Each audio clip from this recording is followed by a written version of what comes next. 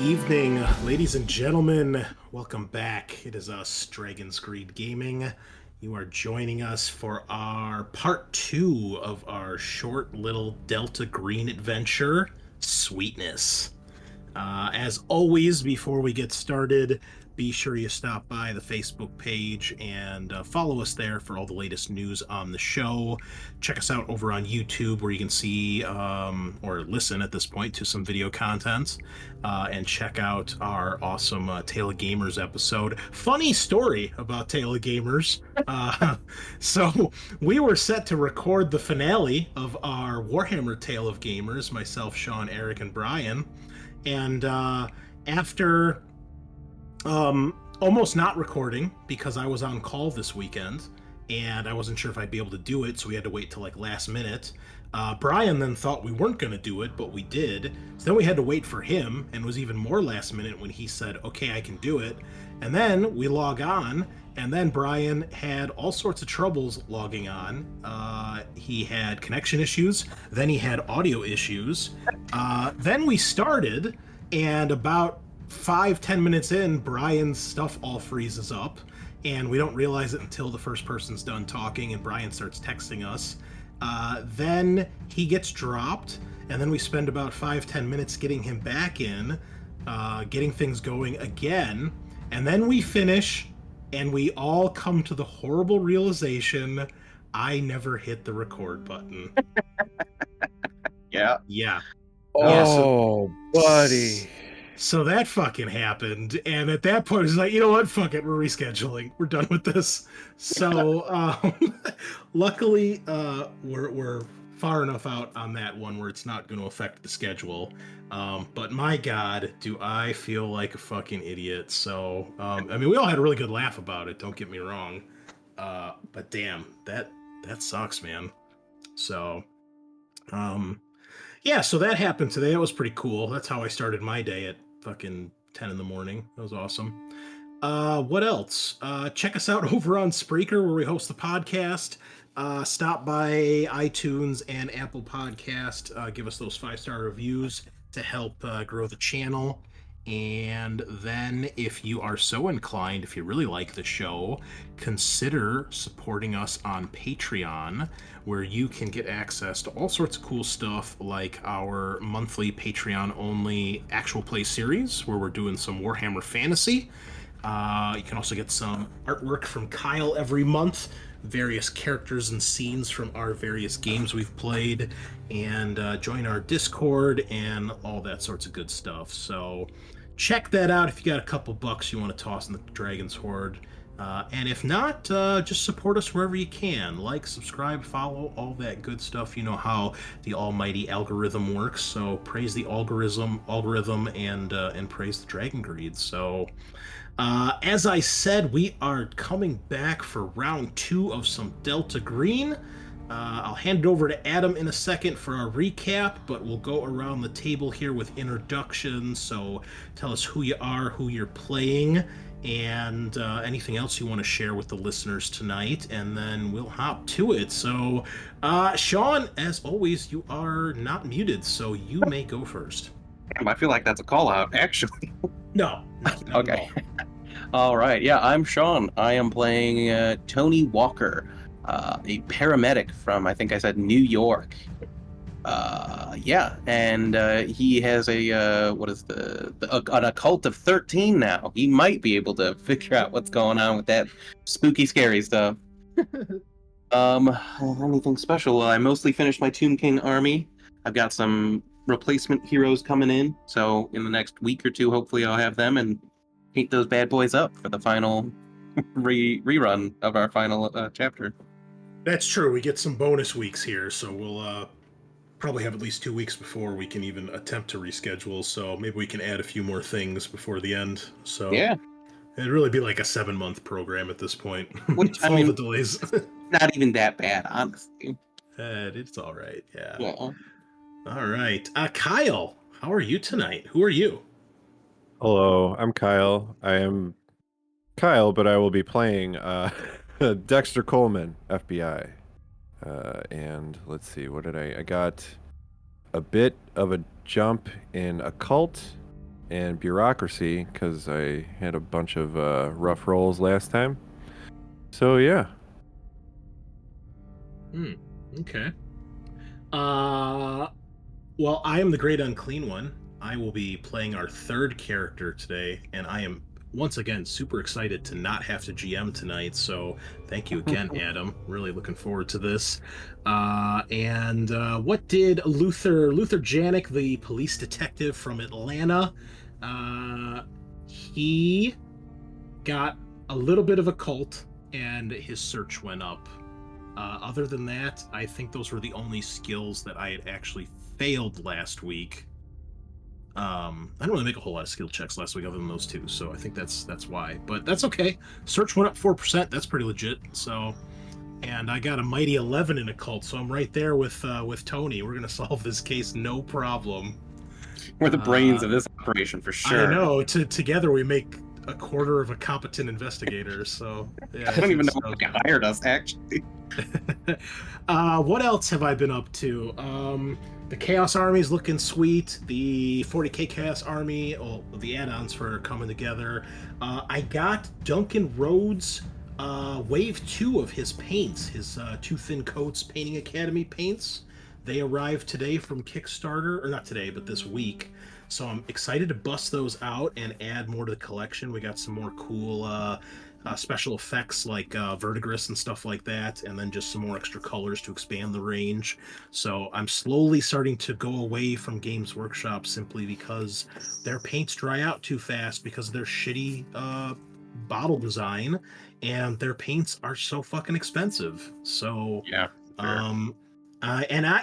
You're talking to a guy who owns every paint color for Games Workshop. I have an Apocalypse size carrying case from Apocalypse when it got re-released years ago.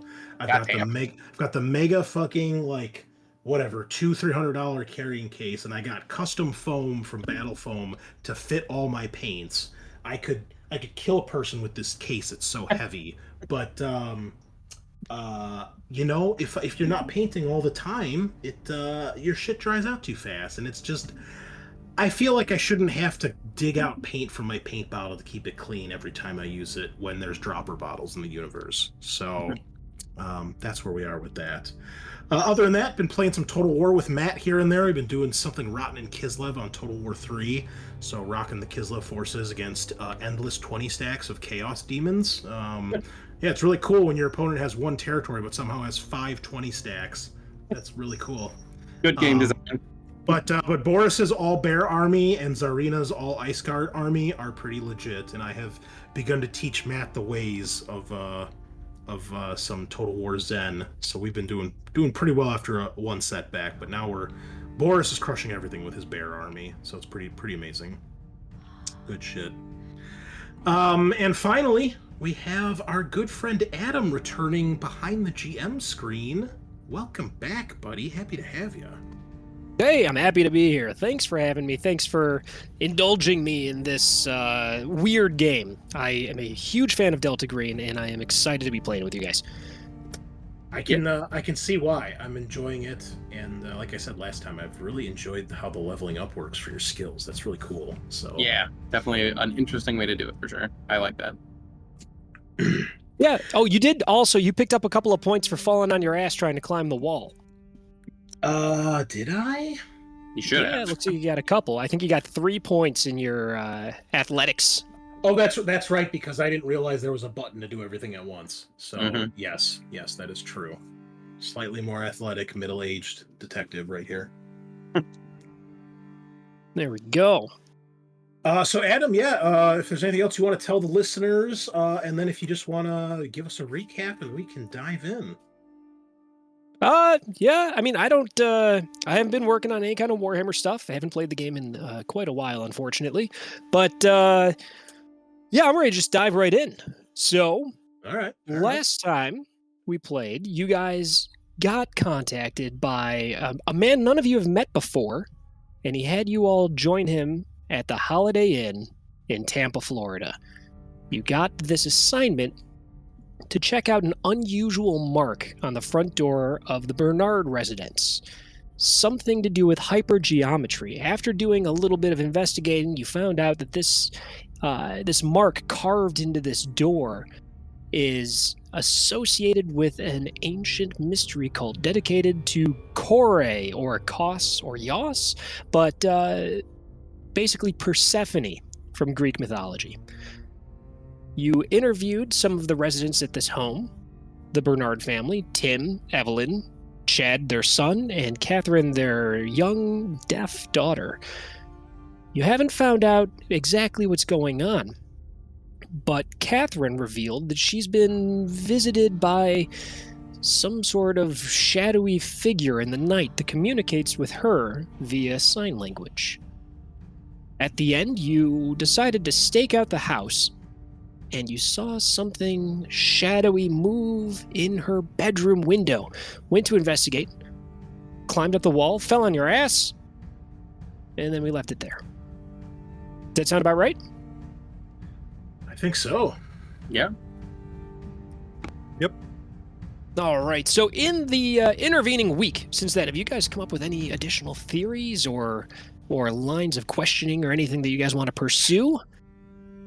I do have one clarifying question, and it's the time frame with when they moved here, bought the house, and Evelyn's time at the dispatch. So she worked for Tampa PD Dispatch, and she left the job in 2012, and they had bought this house in 2012. That's correct. And assuming we didn't ask this, or I may have forgotten, I'll just ask if we can get some of this information, because it seems like it'd be pretty basic, even if we have to re-question them. But where did they move from? Oh, you did not ask about that. All right. So if you guys want to talk to the family some more? Well, that would be a follow-up question. Just to, because she said she had worked for them for 6 years. Correct. So I'm assuming they must have still lived somewhere near or in Tampa if she worked here. That was the one thing that I was kind of getting my wires crossed on. Yeah, so that might be something that's worth looking into. Okay. Okay. Yeah. So, did you give her your number? Did you get her number? I gave her your number because I gave her your card, since you're actually an FBI agent, and that's less mine than. I'm sorry, not you. Yeah, Kyle's. Kyle. Yeah. Since mine would say Atlanta PD. Gotcha. Okay. Yeah, my current theory is. You know what? I'm sorry. I did give her my personal cell phone though on the back of his card, because she's the one that asked me or told me about the weird noises and shit in the house, and I told her I didn't think she was crazy, and I would talk to the daughter about it. So. Okay. So she can contact us, but we can't call her. So if we want to talk to them, we got to go back and ask. Okay. I mean, I'm sure we could look up their number if we needed to, and instead of just going there, but yeah. Yeah, the PD probably has it. Yeah, so my current running theory is someone has chosen their child as a sacrifice to be pulled down into the underworld for some reason, and they'll get something for it. Just a pretty standard contract. Well, there was this part of the notes that said she was snatched by Hades, dragged into the underworld, and then her mother, mourning the loss of her daughter, causes the seasons to change. Right. So she turned the seasons to winter specifically. So perhaps, they're trying to maybe literally change the seasons, or bring about some sort of change, obviously, with some sort of weird ritual. Maybe like a change of seasons for a person. When I think that's like a turn of phrase, like when your seasons change, you're getting a stroke of luck. Things are turning up Millhouse. Oh, okay, I haven't heard that. All right. I thought I was the only person that still says that. We say it from time to time around here. So then, Other than talk to the family, I know our other lead was to check out the school that she goes to. Mm-hmm. And did we have anything else in particular? Follow up on physical evidence. So we have the cigarette butt. Oh, and the blood Uh, or the stuff that was painted on the symbol. It was like Yeah. blood mixed with shit, is what I think we've assumed Yeah. it was, because it smells Yeah. like shit, but looks Tastes like reddish. blood. Yeah. I can And, taste it. But whatever. Yeah, and they took a spray can as well, so we could check out if they found anything on those. All right. Well, where do you guys want to start? Do we want to split up, or do we want to just go as a group for now and go check some of this out? I think splitting up might be better, just so we can cover more ground quickly. Yeah, so Alright. in this system, in this game, splitting up is not a terrible idea like it is in D&D and a bunch of those other things. Here, splitting up is usually, if it makes sense to do, it's probably the right thing to do. Okay. All right. Who wants to go Ooh. where? My only worry is that since I'm just a paramedic who looks like Jim Carrey in Ace Ventura, I'm not going to be allowed to ask actual questions unless I have a detective or an FBI agent with me. Well, is there something else that you can look into that maybe doesn't require? I mean, I No, could go to like a papers. library and try researching things on like Kos, the like weird murder cult for Persephone, things like that. Mhm. Do we know anything more about the mark other than it's associated with this cult? Is that basically the main thing we've learned? That's the only thing you were able to find with. I think there was a critical Google or success something, on a yeah. test to look it up and found some information on the internet. Okay. Yeah. So, Adam, like game perspective or game mechanic wise, Mhm. would it be worth one of us potentially going to like a library or something like that to do research? Is that something we can attempt? Yeah, you guys can make a test to see if you can learn anything else about it. What would that test be? Well, let's take a look here. All right, who do we got? There we go. Tony Walker. Tony, what? Most likely it'd be. This would fall under a cult again, but you'd get a bone from from the library's resources. Oh, also looking at your character sheet there, you've got 2 foreign languages that you did not choose. No. Which languages they should be? One's obviously going to be Italian. How do I change that? Oh, 66, nice. Critical failure. You forgot how to speak Italian, bro. Apparently. Buongiorno. Hey, Adam, Yeah, it you click a says little the game edit is, there. You can put that in. Oh, it's saying there the you game go. is Still paused pause. on My my screen. mistake. Weird. I There we could just go. choose Greek, but that seems, a little metagamey. So we'll go with French. You He was could always trying to also impress the choose ladies. ASL if you wanted. Whoa. Oh, okay. Actually, that would be Hey. cool. So I can talk to the little girl. I was gonna throw that out there. I mean, since this is, not a one shot, I guess a 2 shot, might as well. Okay. You power gaming bastard. Hold on now. That was offered by the DM or whatever. That is- Oh my god. Well, I have to be the anti-GM then, so... That is exactly power gaming for Delta Green is choosing. You know what, Chris? I'm going to make it even worse. I'm going to actually power game by doing his plus 40 is ASL and his plus 20 is, or his 20 is Italian. Okay. Yeah. There we go. Made it Wow. even Yeah, worse. okay. He's one of those fake Italians.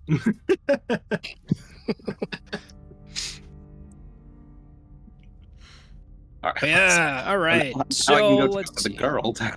So then, Kyle, was there anywhere you wanted to go or do? I'm assuming since we kind of tugged the FBI string with taking over the case, I'm kind of assuming I could get to the PD and try and finagle my way into the evidence. Okay. I suppose I could go back and talk to the family again. That sounds like a decent division. A good assortment of tasks for everyone. Nice. All right, so we'll move to the Yeah. next morning. Sun comes up. You guys have stayed, I'm guessing, the rest of the night in that car. Did everybody stay up through the night? No. I think we would have done shifts, if anything. Yeah. Tony's first stakeout probably didn't succeed. he probably fell asleep pretty badly in the back seat, snoring loudly. All right, because there's mechanics for fatigue in this if you're staying up all night, because you tend to be pretty busy when you go on one of these operations. I would suggest with Kyle's character that we would at least do shifts with Dexter. Mm-hmm. Yeah. Okay. Sorry, let me double check here. You probably edit this out. Let me find the specifics on that, because you have to spend willpower to hold that together. To what I can do with that.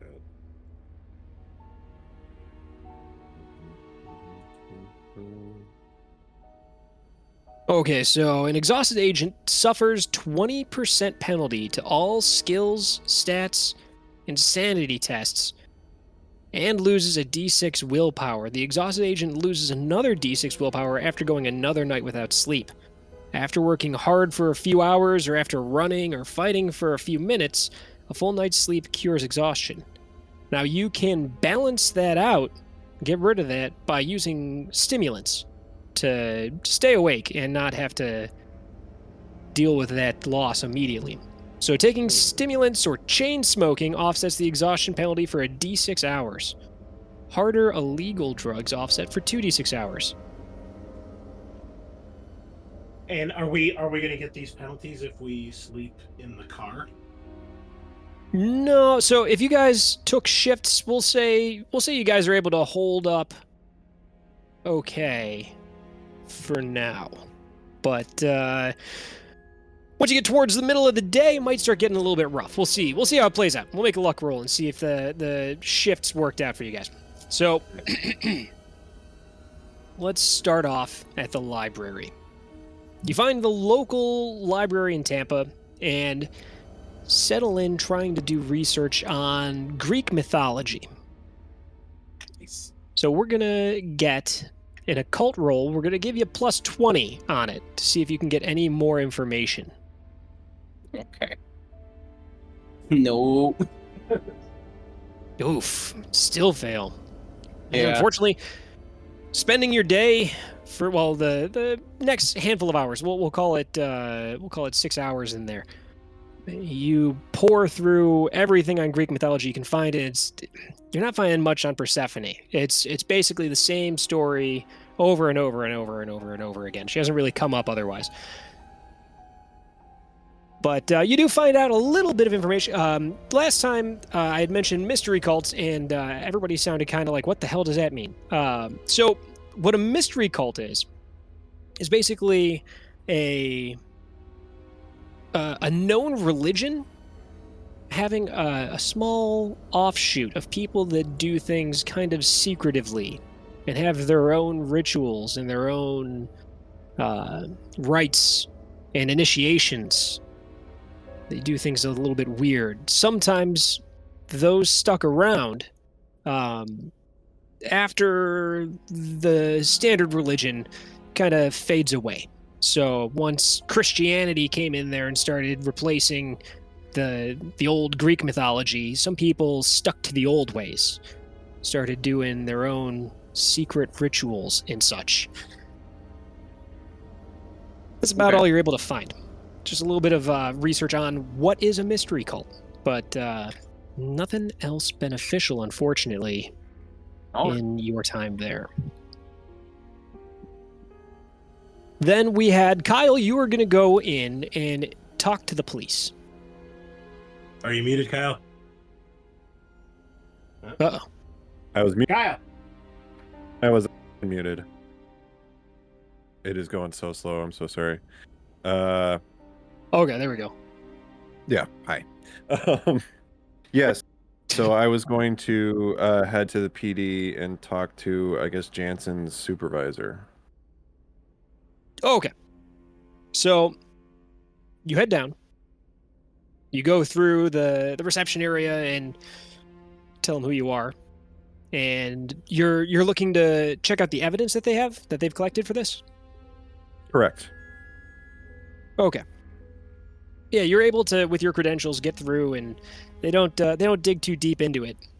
They assume that this was going through to the FBI for hate crime investigation, and it seems like they're expecting somebody from the FBI. So, the guy comes up to you. He's a little bit older guy, black dude. He's got a high and tight hair, and says, "Oh, you got here earlier than expected." Oh yeah, I was actually in the area with a few other colleagues, so they sent me in. Oh, well. Name's Winslow. Come on back. We're gonna take a look. I'll show you what we've collected. You can take all of our information. We don't have a ton, but it's all yours. So No, I appreciate it. he walks with you. You head back through to an office. What's up? Adam, can we assume that he has the samples of the blood and the cigarettes? Potentially, he could maybe see if they can run those. Oh, I would assume you would have brought that with. Okay. Mm-hmm. Yeah. So you head back, and he takes you through, and you go into a lockup area, and pulls out a banker box, and it's like, this is it. Yeah, we got reports. We got one burnt paint can, and that's about the size of it.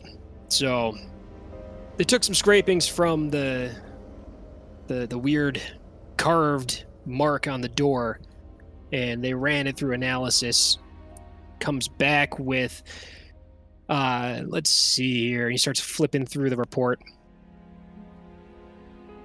Let's see. It looks like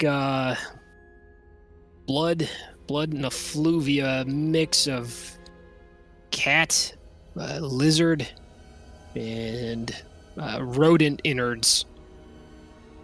I don't know what the hell this is, but yeah, that's what we got. Wow. So cat, lizard, and rodent. Yeah. Is I don't that know. for the blood as well, Adam? Yeah. Okay. So that's all spliced together. Okay. It's the weirdest Yeah. thing I've seen in a while. Yeah, this isn't usual behavior. Can you? And so we found the butt, so I would have brought it with. Of course. Okay. So yeah, I would hand it to him in the baggie and tell him we collected this camel butt. I'm wondering if we can maybe get any sort of DNA off it. Yeah, we could try to run it. I mean, it's gonna have to go to the lab. It's probably gonna take a while, but yeah, definitely. We'll run that and get that back to you. Excellent. Also, I'm kind of wondering if you fellas followed up on that rusty Buick Regal that was in the ring cam footage. I talked to Jansen about it, but he seemed pretty hesitant to follow up on that for me. Yeah, that makes sense. He's not supposed to. Yeah, we ran that through. We checked some of the local cameras. We got that thing. Had a license plate on there from Illinois, but the license plate belonged to a minivan, so who the hell knows? Oh, so they swapped plates. Yeah. All right. We lost it heading to the highway, heading up, going north. We don't have anything beyond that. Interesting. Okay. Anything on the paint can that you guys picked up? Well, Or was it too burnt? what we were able to tell is Krylon brand paint. You can get this anywhere, Home Depot, Menards, Walmart. Not much, but yeah. Looks like that was used to start the fire. Got our arson investigation went through and took a quick look at it, and just traces of red paint under the door as well. Mm-hmm. Mm-hmm. All right. Well, this Mr. Bernard also seems to be a microchip engineer. I'm wondering, did anybody look to see if the company has had anything against them? You know, lawsuits, anything like that? No, we didn't look into that at all. That it's a little bit beyond the scope of vandalism.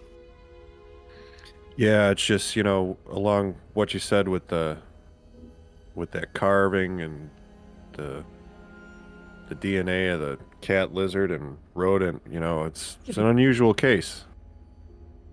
That's true. And I'm guessing that's why you're here. So he puts a hand on your back, gives you a little pat. Feel free to spend as much time as you want with this information here. You want some coffee? No, I'm all set. Thank you, Winslow. Yeah, all right. You need me. Here's my card. Just give me a call. Thank you. Yeah, let's see. So, got the DNA results back, got a license plate in Illinois going north, and we got the brand of the spray paint. If they're mixing stuff up for a paste to put on the horn, if it's all animals, there might be like a veterinary clinic or something nearby. Yeah, although animal hospital or somewhere. Obviously, they could just be. Yeah. In Florida, lizards are pretty much like the squirrels down there, so you can just pick one up anywhere. Yeah, so there's like cat, lizard, and some other shit. So, yeah. I mean, probably nothing. So it might not be, but that also might be where they got like the horn. I don't know. Yeah, I like the idea of homeless animals.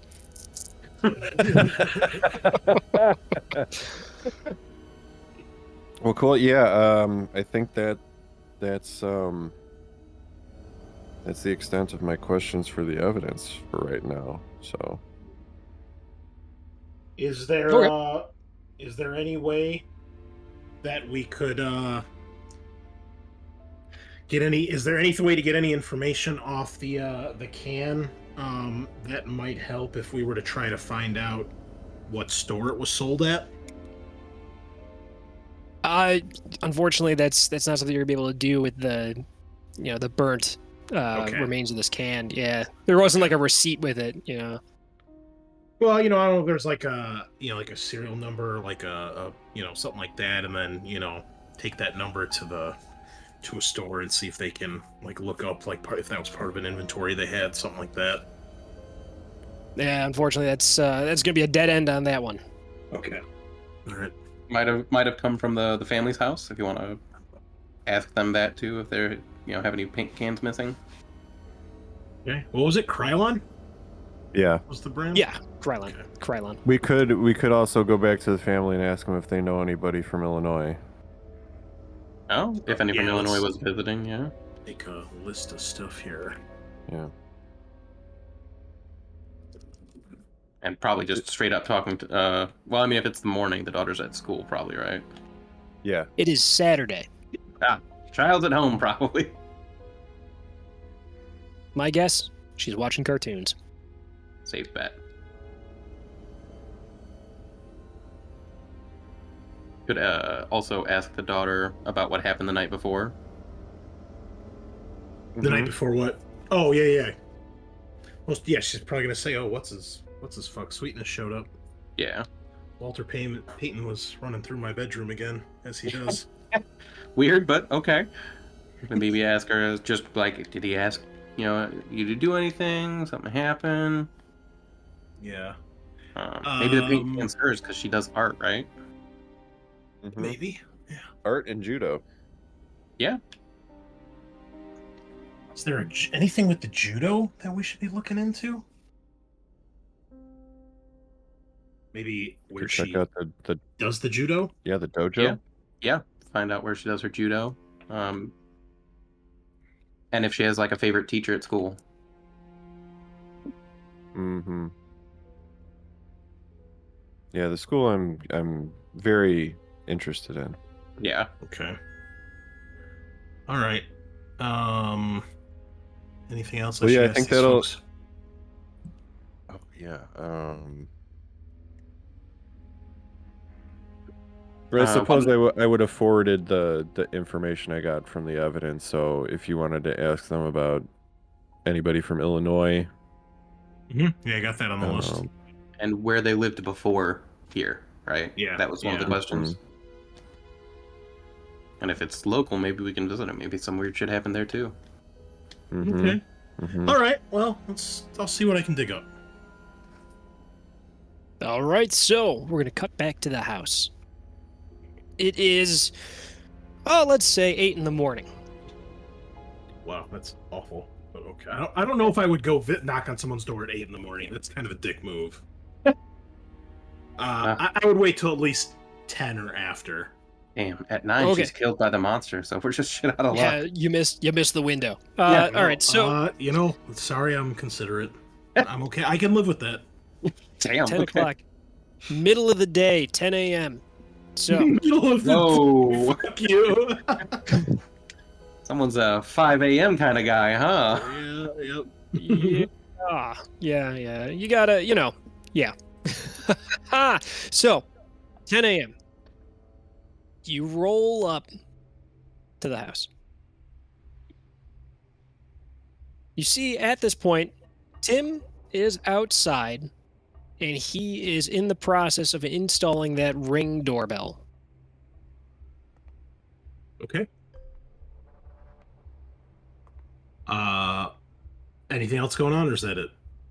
Oh, yeah, this is what's going on. Yeah, Okay. As you approach, I'm guessing you approach. As you approach, he turns and he looks and he sees you and he gives you a nod and a wave, and he's got kind of a smirk on his face. Morning, Mr. Bernard. Morning. Had a couple follow-up questions I wanted to run past you or the missus, if you got a minute. Yeah, sure. All what right. can I do for you? Do you or your wife or kids know anybody in Illinois? You ever Sure, lived there or anything like that? Yeah, I used to live in Chicago. Oh, really? Okay. And when about did you guys move to Tampa? Or when did you leave Illinois, I guess, is a better question. Same answer to both, 7 years ago. All right. And then I'm making mental notes here. Mm-hmm. Just assume I'm writing in my little notepad. Your wife said that she used to work for Tampa Dispatch, correct? Yeah, she worked for the police department before. She left her job after I landed this signing bonus for this new company. We were able to buy this house here, and she's able to step back from her job and go full-time parenting. And when did you get that promotion? Do you know what year it was? Well, I got the job 7 years ago. That's what brought me out here. We met. We ended up, hitting it off and got married, and there you go. Where did you guys live previous to this address? We were staying in it was a nice short-term hotel. We were only there for, I don't know, we were there for about 4 months before we were able to buy this place. But she's lived and he gives you an address of where she used to live. But after we decided to get married, she moved into this house. All right. So odd game, Adam. I'm having a very hard time keeping track of what happened when. Are you able to give me years that some of these events happened, or is that kind of irrelevant? Yeah. No, it's fine. So 2012 is because this takes place 2018. So 2012 was when they purchased the house, and when Evelyn quit her job, same year. Tim got this job late 2011, and that's when he moved here from Chicago. So 2011 is when he got the new job. Okay, and you said it's currently 2018. Correct. What year did they meet? It was 2011. Okay. And when did they get married? 2012. Yeah, that was fast. Yeah, really makes you. Is this Evelyn's first rodeo? Do we know that? Is it their first marriage? We don't. But as far as time, is that everything we wanted to ask, guys? Because I'm just making sure I'm not missing anything here. Well, a follow-up question would be: do they have any family still in Chicago? Yeah, I'll get to that. I'll get to that. Yeah. So I think time-wise we're good, right? So 2011 he gets the job, meets Evelyn. 2012 they get the house and they get married. And Evelyn quits. How old is Catherine? 6. Right? 8. So she was born pretty much like when they got married, within like a short amount of time. No. Oh. Before that. 2010. Oh. Yep. So he had the kids before. So yeah. Okay. She's not their biological mom. It sounds like. Ask if he has had any other kids. Because she's white and they're full black, right? They weren't described as being, No, they're. I would just assume if it describes black, it could be mixed to full black. I believe the correct term is mulatto, Sean? I really don't know if that actually is the correct political term, so I'm not going to touch that, okay? I think it is. I'm not sure. I don't know. Okay. Maybe ask if he has any other kids. All right. Okay, I have a couple questions then. All right. So, okay, so you used to live in Chicago, and Evelyn, has she always lived here in Florida, as far as you know? Yeah, she grew up here. All right. And then were you married before, Evelyn? I was. Yeah. And I don't see how that's relevant to this, but yeah. Trying to line up time slots. You never know. The reason I ask is the car we saw on that footage, that that light tan sedan. It apparently had Illinois plates that had been switched from another vehicle. Do you know anyone in Illinois who owns a would you say it was, Adam, a minivan? Well, the license plate came off of a minivan, yeah. But the car was a Buick Regal. Yeah, so now I'll ask him, do you know anyone in Illinois who owns a minivan? No, I don't really talk to anybody from back there anymore. I only lived there for a couple of years. I spent a lot of my time working when I was there. And, after I left, kind of left everything behind. There's no family back in Chicago? Not my family. I grew up in California. Gotcha. And what about your ex-wife? Where's she these days? What's she up to? I don't know. I don't even want to know. but last I heard, she was still back in Chicago. Fair But you enough. think she's got something to do with this? Just checking all leads. We got plates, switched plates on a car that was seen around the time of the crime, and you've got links back to Illinois. So I think it's worth digging into anything that might lead there. I assume he throws his head back and he looks anxious and he's man, I haven't heard from her since we left. Tough divorce. Yeah, it was ugly. Yeah, I'll let him talk. I won't say anything else. I don't know, man. She lost her mind. Things got real bad. She was a cop. I don't know how I keep getting caught up with cops, but she was a cop, and she saw something. I don't know. Fucked her up real bad. Her partner died, and things got bad, real bad. So we left. I got full custody, got a restraining order.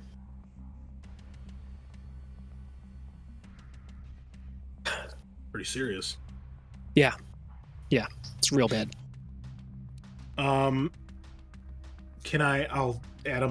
ask if I can get her contact info, name, anything else he has, address, things like that. Yeah, sure. And he scribbles some shit down on some paper. It's, her name is Sarah Garrison. Uh-huh. And he gives you the address that he used to have for her. 1 second. Keep going. I hear you. But yeah, he gives you the address that he used to have for her. He's like, I don't know if she's still at this place. Like I said, I haven't she worked talked for to her. I haven't thought about Chicago PD? Yeah. Okay. Just a street cop, detective, anything like that? She was a detective, but yeah, I don't. What about? Do you know the name of her partner? What the hell was his name?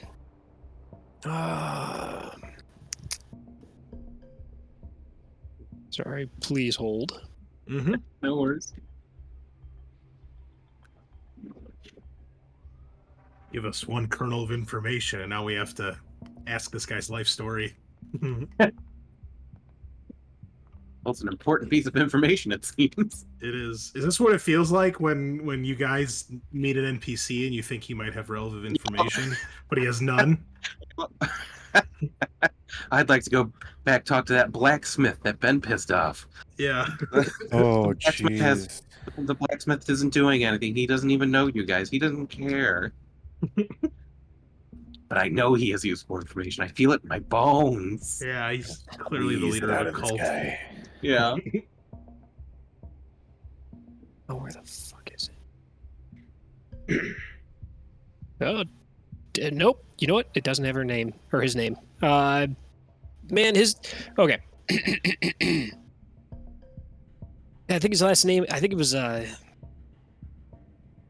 Pete. I think it was Pete Gonzalez. Okay. But she took it pretty hard. I guess he got shot when they were dealing with some drug thing. I don't know, man. She didn't like to talk about her work, and I didn't like hearing about it. Well, I've seen what that kind of stuff can do to people on the force. So, you said the divorce was pretty nasty. I assume you ended up getting custody of the kids then? Yeah, full custody. How'd she take that? She wasn't happy, but she had to know it was going to happen. After what she did, there's no way. Easy. Anything in particular that that she did that caused it? She was hurting the kids, man. She was In hurting the what way? kids, so I don't want to get into it. I don't want to get into it, man. It was bad. All right, that's it. I'll just kind of nod. Can I make some sort of test to see if I can feel like if he's like being legit here or if he's trying to hide something? You could do a human to try to get a read on him, Mint. Hell yeah, we'll do human. or if you want to try to push him to tell you more, you can do persuade. Boom, 6%. He seems to be honest, but you can tell that this is troubling him. When he's telling you that it was bad, it's bad enough that he doesn't want to talk about it. He wishes that it didn't happen. He wishes he didn't remember. Okay. He wishes he didn't see the things that were done. Maybe ask him if he's familiar with Greek mythology. That is a weird turn of questioning. Let's. I mean, you know, No segue. No segue. Just I'm sorry to immediate. have triggered you with this personal trauma, but what do you know about the Greeks? Yeah, your personal trauma is garbage to me. All right, tell me about what you know about the Greeks. Come on. No, I think Luther would say, look, Mr. Bernard, I'm not here to drag up unpleasant memories, but if there's anything you can tell me that might help, if this is something other than just some kids messing around with your property with some stupid prank, you might be able to help us get to the bottom of this. Any detail might be helpful. So, All right, make a persuade roll. and I'll say, I won't push, but anything you're willing to give me could be helpful. 25, pass. Nice. He's like, fuck. She was cutting on him at night. The children had cuts and burns. You know, Chad said that she was praying while she was doing it. Some words he didn't understand. You know, I didn't know. I didn't know what was happening to him. I didn't know until I was changing Catherine's diapers and I saw a cut on her. And I didn't know what to do. You know, I realized it was her, and I should have known. I should have known what was going on. I should have stopped it. But as soon as I found out, we put an end to it. Is that what brought upon the divorce? Yeah. Did you I ever thought ask her about it? Confront her about it? Yeah, of course I did. What was her response? I don't know, man. She didn't make any sense. I knew she was going through some shit, but I thought we could work through it, but there's no working through that. Sounds like you made the right choice. I assume the kids don't see her anymore? Or haven't No. since then? No contact at all. Like I said, we got a restraining order and full custody, no contact. Was She any of this... She hasn't even tried. Was any of this ever brought up to the authorities or reported? Anything like that? Yeah, absolutely. And nothing came of it? Oh, man, you know how cops are. Yeah. And she never really gave you any reason why she was doing this other than nonsense and babbling? No, man, I didn't even want to hear it. Well, thanks for sharing that, Mr. Bernard. I know I know that couldn't have been easy, but that's a lot of helpful information. I need a drink. You wanna go inside? Sure. All right. You go in. He goes into his office, and he's got one of those sick globe bars. Ooh, opens it up very and cool. yeah, he's got a crystal decanter with something brown in there. He's like, "You want one?" He Sure. kind of shaking hands, fills up a rocks glass pretty much to the top and gives you some too. And it's nice scotch. Okay. Yeah, I'll take a sip and thank him. I'll say, does let me get my names right here. Does Catherine ever use spray paints in any of her artwork? No. Mostly just pencils. She was just pencils, colored pencils. What about you? Any spray cans of any sort in the garage, your workstation, anything like that? Not really spray cans. No, I mean, I got a couple of buckets of paint in the garage, but no spray cans. All right. And So what you think? You think I did this? You think I spray painted this shit on my house? no, I was thinking more maybe somebody stole something to, hide evidence, but cans are too damaged in the fire. Can't get much off of them other than a brand.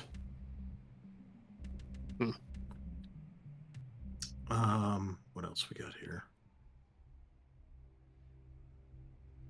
What about the school that Catherine does judo at?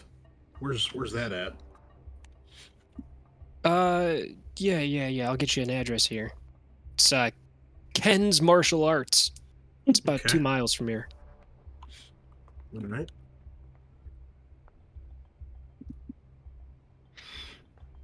I think I'm getting to the end of my list of questions here, fellas, unless you can think of anything I may have missed.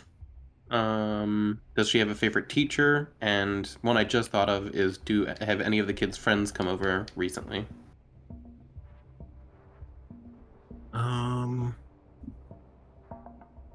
Okay, yeah, I would I guess just ask some like general questions about her school and then the judo place as well. Try to lighten the subject a little bit. And then during that ask about does she have favorite teacher, favorite subject, things like that. Yeah, he goes through and tells you about the martial arts school, and there's not a lot going on with that.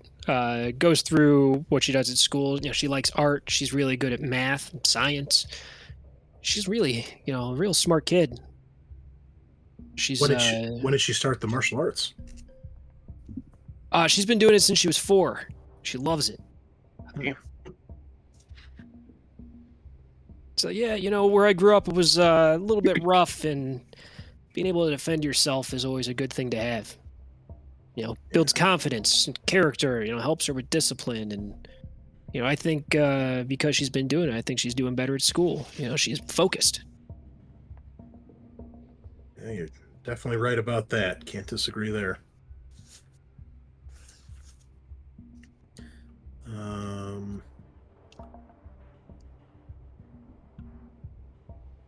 Yeah, I think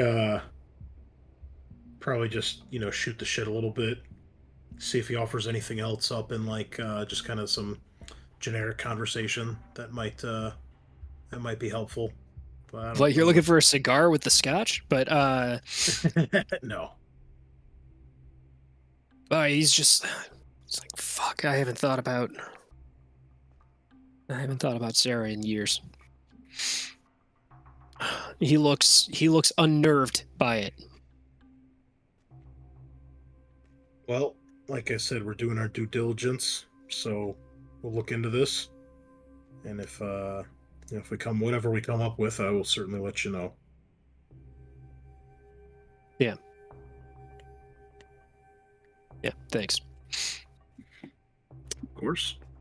And I'll thank him for the drink and give him a handshake, and I think I'll go meet up with the gang. All right. Boy, do I have a scoop for you guys. Yeah, I mean, that makes one of us. I only got shit. Yeah. Books aren't my forte. It's all right. And I will divulge everything I found out, particularly about the crazy wife, also a detective, going apparently crazy after some weird shit went down with her partner, and then harming the kids and doing weird fucking prayers and chants and other crazy shit. Oh shit, we forgot to ask if maybe she was like connected to a religious organization. Well, we could definitely do a little research on her now that we have a name and where she lives. So, I'd say that's the biggest avenue. Yeah. or we can send Tony to Chicago and he can go look it up Hey, face to face. yeah. I can do some moderate work in Little Italy.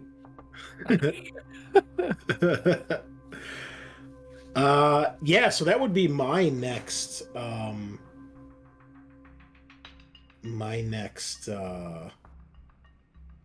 I think suggestion. See if we can just dig up anything, maybe through news archives or anything like that, about her when she was on the force, and see if we can find anything about the incident with the partner. Mm-hmm. Yeah. We could reach out to the Chicago, like, PD and see if we can find out more about the case and what happened. Oh yeah, Kyle, maybe you could call as behalf of the feds. Yeah. Yeah. Throw your weight around, you know? And Absolutely. Tony and I can try to dig up something about her, in the news or, a newspaper article, something like that. The Yeah. interwebs. If we find out, like, what hospital the guy went to, I could try to maybe call, since I'm a paramedic. Oh, Maybe yeah, have okay. some aspect of, camaraderie. Okay. Mm-hmm. Or get a look at the medical report. So, who's calling Chicago PD? That would be me, Kyle, Dexter, Coleman, Okay. Yeah. FBI. Yes. All right. So Rattle you off the whole give them thing. a call. You're able to find the phone number or whatever is easy. Hmm. You call, and you ask about what how's this go? Okay, so Chicago PD. Hi, how you doing? Dexter Coleman, FBI. I'm doing a follow-up on a possible hate crime down here in Tampa. And it involves a Tim Bernard who has an ex-wife that was on Chicago PD. I'm just wondering if you could pass any information along, because we may want to ask her some questions about this incident. Hold on. Let me transfer you. Thank you. You're on hold. It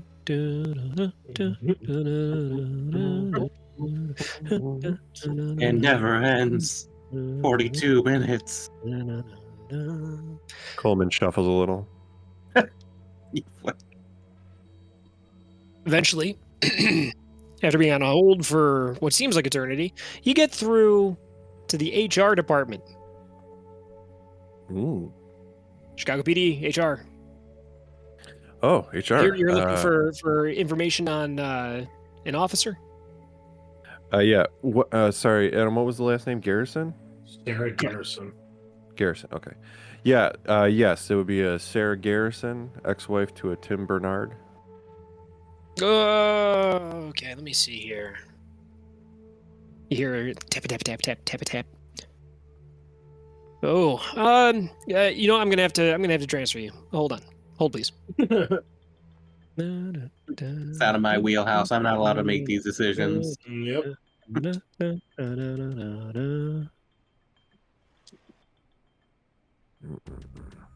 Definitely a sealed file they're looking up right now. Either that or they're giving me the runaround because it's one of their own. Yeah. Hmm. Oh yeah, this is Nelson. How can I help you? Nelson, how you doing? Dexter Coleman, FBI. You're about the third person I talked to about this. I'm trying to get some information on a Detective Sarah Garrison. We're thinking that she could be involved in a possible hate crime down in Tampa, Florida. Oh, that, there's not much information that's available for her. So let me tell you this. I can tell you, yes, she worked for Chicago PD, and no, she is no longer employed by Chicago Police Department. That's the only information that I am allowed to share with anyone at this point. That's the only information you can share with the Federal Bureau of Investigation. Yeah. What was your That's something that I would name need and to badge have. number? No, I'm not a police officer. I'm a lawyer, sir. I don't have a badge. Oh. And your law office is? I'm on retainer with the Chicago Police Department now. If you want to retrieve any additional information, you're going to have to get a full warrant. That's something that you would have to present to me directly. And that's something that might take a little bit of time. So if you have any other questions that aren't related to sealed files or former employees, I'd be happy to help you out. Otherwise, you can reach us between the hours of 9 and 5 Kyle, p.m. push your luck and see if you can get any information about her partner, Pete Gonzalez. Ooh, yeah, that's a good one. Keep pushing buttons. Yeah. Well, Nelson, I will want to follow up with maybe her ex-partner, Pete Gonzalez. Why are you asking me this? I'm a lawyer. Well, I figure that maybe you could, I guess, transfer me, since that's all let me get you seem to be able to do transferred over here. there. Good old dickish lawyers.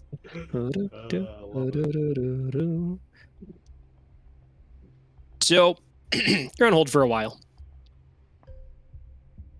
And eventually you get back through Chicago PD. Dexter Coleman, FBI. Hi, what can I do for you?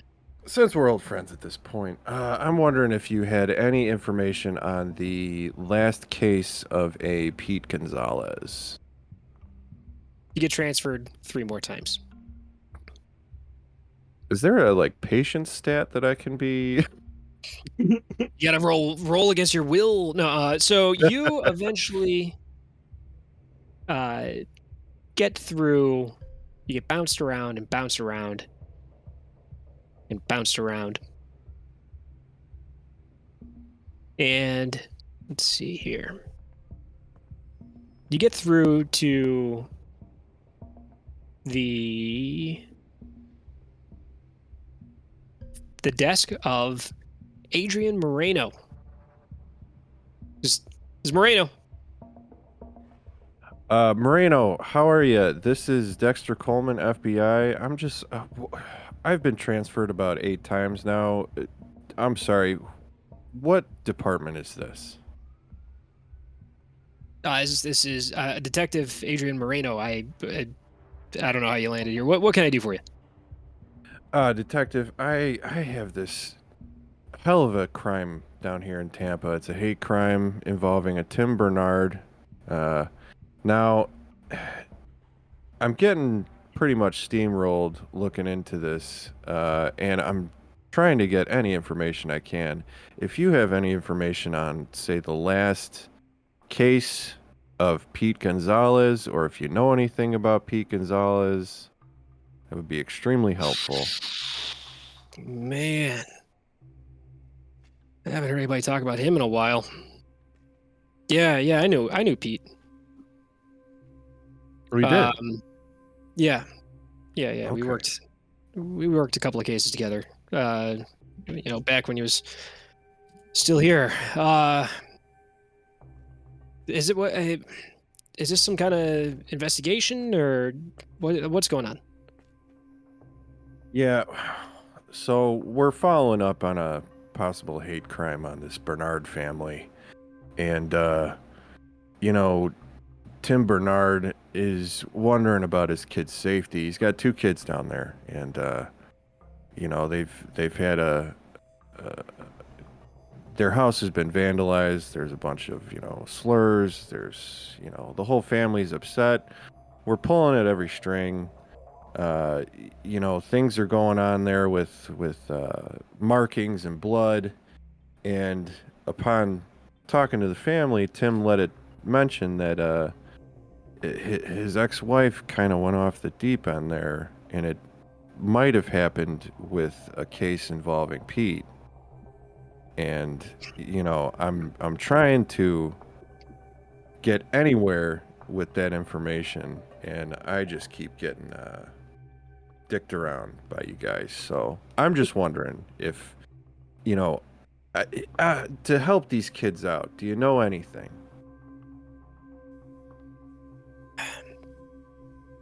You know, unfortunately, I can't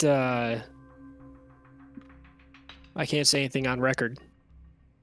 Yeah, there's rules, there's politics. I mean, that I get. You're about my 12th transfer. So, all right. So, could you even say that? Do you think that us looking for information for this, are we barking up the right tree or the wrong tree? For Pete being involved in a hate crime? No, I'm talking about the ex-wife, because her name is you know, off limits, I guess, to you guys over there. Well, you know, it's sometimes when things go sideways,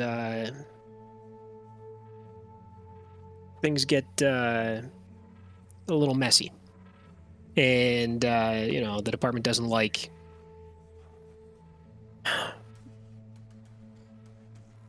You know, if I tell you something strictly off the record,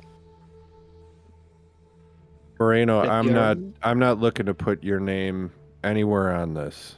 You know, I'm just trying to help out this family and make sure that these kids are safe. look, what I can tell you is, oh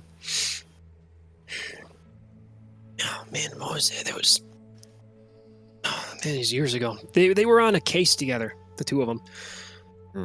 It's a long case, big drug bust they were working on. A couple of months, but they had CI was real paranoid. I remember that. But I don't know. They were going after some real bad guys. Shit went sideways, and Pete got shot, and you know, Garrison didn't take it well.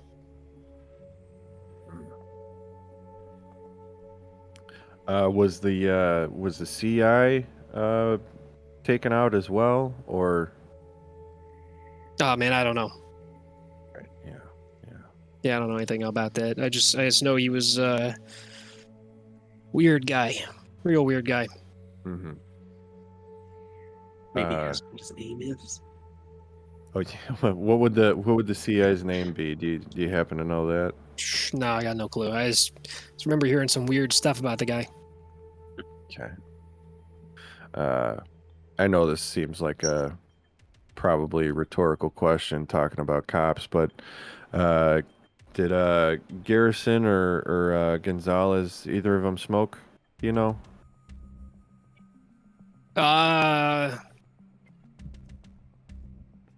Well, Sarah used to smoke. Yeah. Okay. Yeah, wouldn't happen to cowboy know the killers. brand. Oh. Yeah. Marlboro Reds, man. A lot of them. chain smoke. Those camels that we found. Fuck. Arrest her anyway. Yeah, she's guilty. She's guilty of Although- something. Ask what made the CI weird, though. Like what the weird stories he heard about him. Yeah. What spooked you about the CI?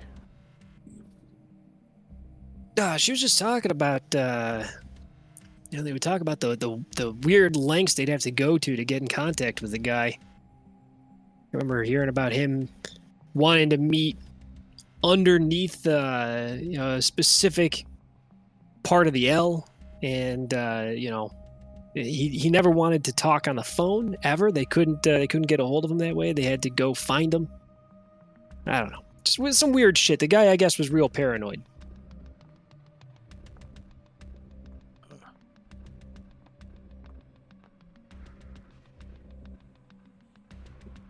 Wow. Well, Marino, I can't thank you enough for actually talking to me a little bit about this.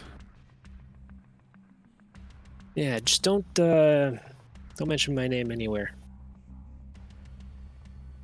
Oh, you won't hear a peep out of this. And yeah, I think I don't know if anything else, boys. That's me. Maybe a stupid question, but what does CI stand for? Confidential informant. Ah, yes. Okay. Secret snitch. Basically. Does he have any description of this guy? The CI? Oh, yeah. You wouldn't happen to know any sort of physical traits this guy would have? What he would look like? No. I got no clue. I wasn't on the case. I just heard some stories about this guy being real weird and sketchy. But I mean, even if I did, I couldn't give that up. You know that.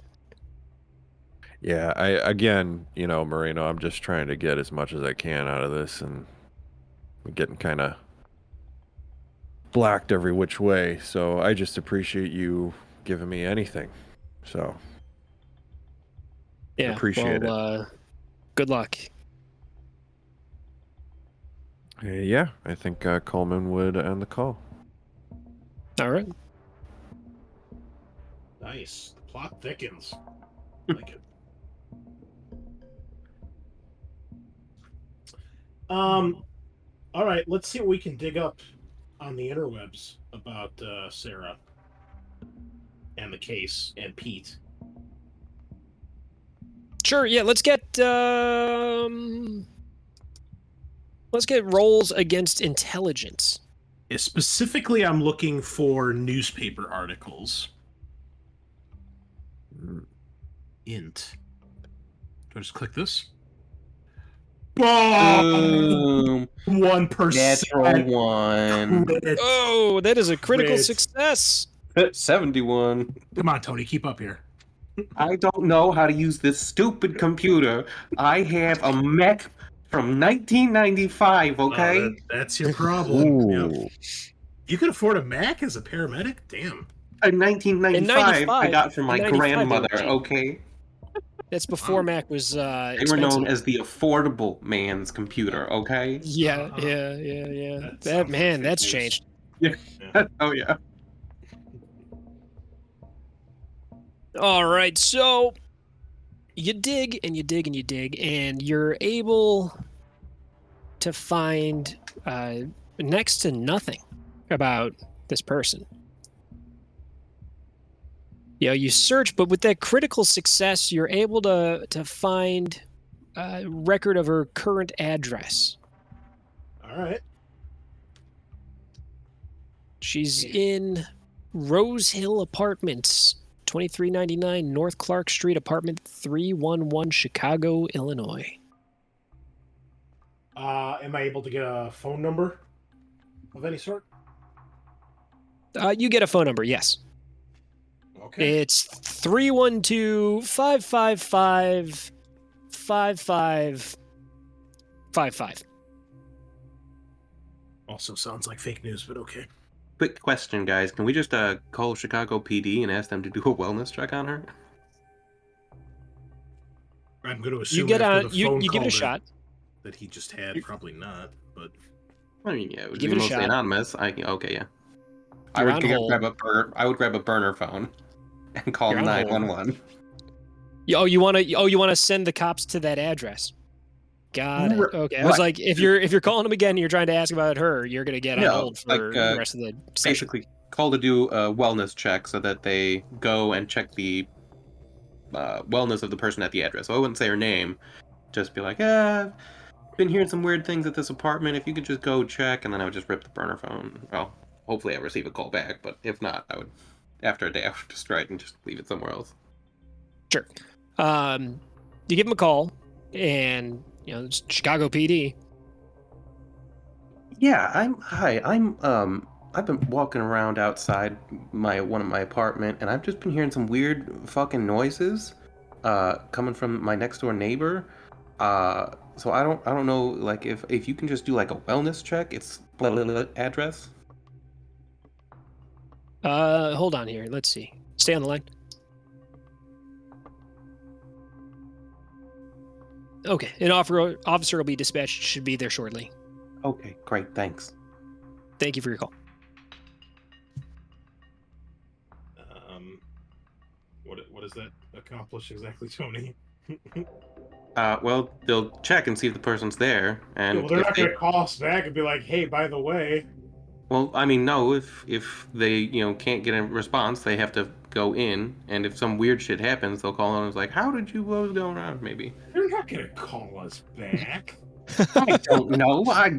I don't read the cop manual. Haven't you ever worked anywhere before? Jesus, they're not going to call us back. Well, for wellness checks, they will call you back to let you know that it succeeded. Not on this concealed cloak and dagger shit. They don't care. Yeah, how they going to call you back? I mean, You they just get destroyed your your burner number. phone. I said I would wait until they call me back, actually. Oh, yeah. Okay. Yeah. All right. Oh man. Well, before we, have an officer just sent to his death because he's going to go wellness check a chaos cultist. Yeah. Could I call the chaos cultist on their phone? You call the number, and you get one of those. Doo-doo-doo. The number you're trying to reach is out of service. Okay. Well, that's all we find, huh? No articles of any sort about the drug bust investigation or Nothing. Detective Martinez. I'm sorry, Gonzalez. Anything like that? Nothing. Wow. Okay, that's fucking creepy. Yeah, it looks like the kind of work they did was not the kind of stuff that goes into the news. Undercover stuff. Okay. Wouldn't even find anything related to, like, suspicious deaths or anything. Yeah, any sort of obituary or anything for Gonzalez? No, unfortunately. With the nature of the undercover work, kind of. Well, yeah, but if the guy was dead and his family had a funeral, there might still be an obituary. Yeah, I don't think. Yeah, you might. You know what? Yeah, you probably find one, but it's the timing doesn't match up. It's off by a couple of weeks.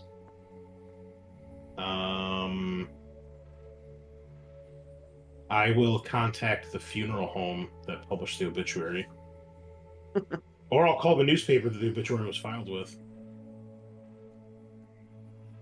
All right, so I don't know. I don't know all the details about how obituaries work going into the newspaper, but I don't know. I assume that they probably would delay it a little bit to try to throw off, in case some crook involved in the thing doesn't go like, hey, you remember that guy that got shot? Looks like he was a cop.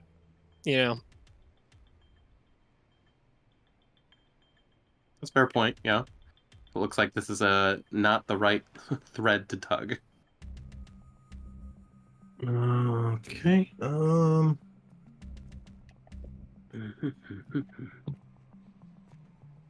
that's all I got for now. Yeah. Kyle, any suggestions here? Well, I mean, we can still go to the girls' school. We got those leads to check. Yeah, this follow up with the ex-wife, it's a good idea. Everything creepy that's happening is directly related to the daughter. So I keep feeling like we should follow up at the school. Maybe we can. I think Chris, did you mention the like her itinerary or her like class schedule or something? Well, keep in mind it's the weekend, so Yeah. Right. but there might still be somebody at the school we can talk to. I don't think I have anything in particular other than the Hmm. school she goes to and the name of the judo dojo. Hmm.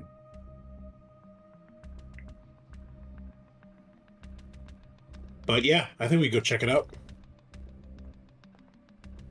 Yeah, I think that's the biggest lead for me is seeing if we can talk to maybe somebody in administration or something. All right. Why don't we tag that together? Yeah. At this point, Okay. I have no idea what other leads we can try to pull. All right. Well, Yeah. you call the school, and you get somebody that works in the office. She says, "Tampa Language and Learning Center. This is Bethany. How can I help you?"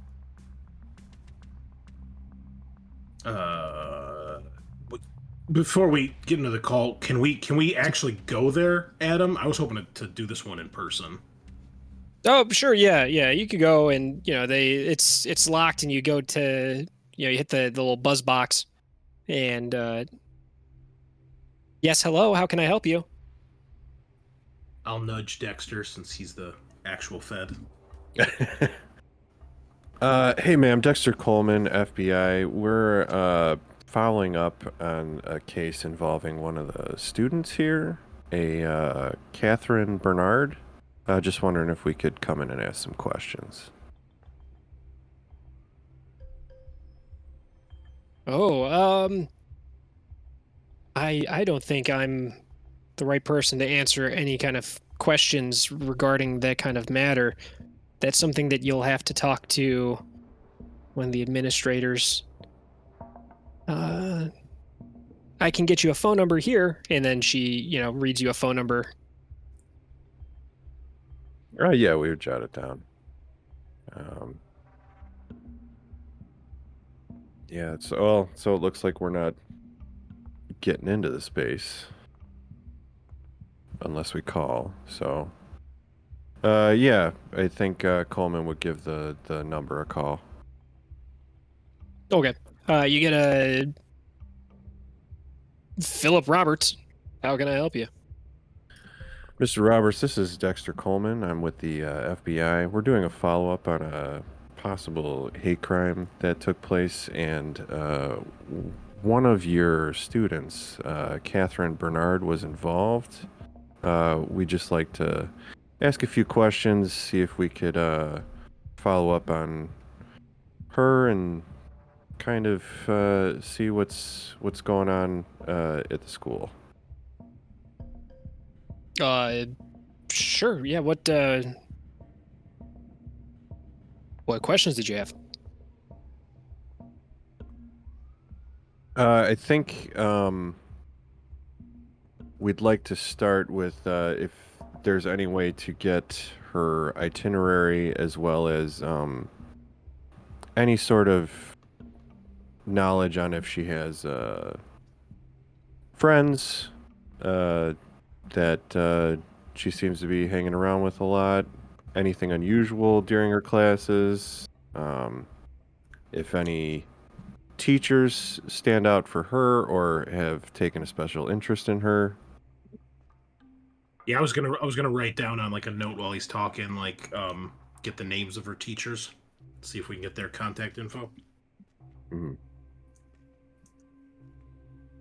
He's any kind of information like that. That's something that I'd have to have a warrant for.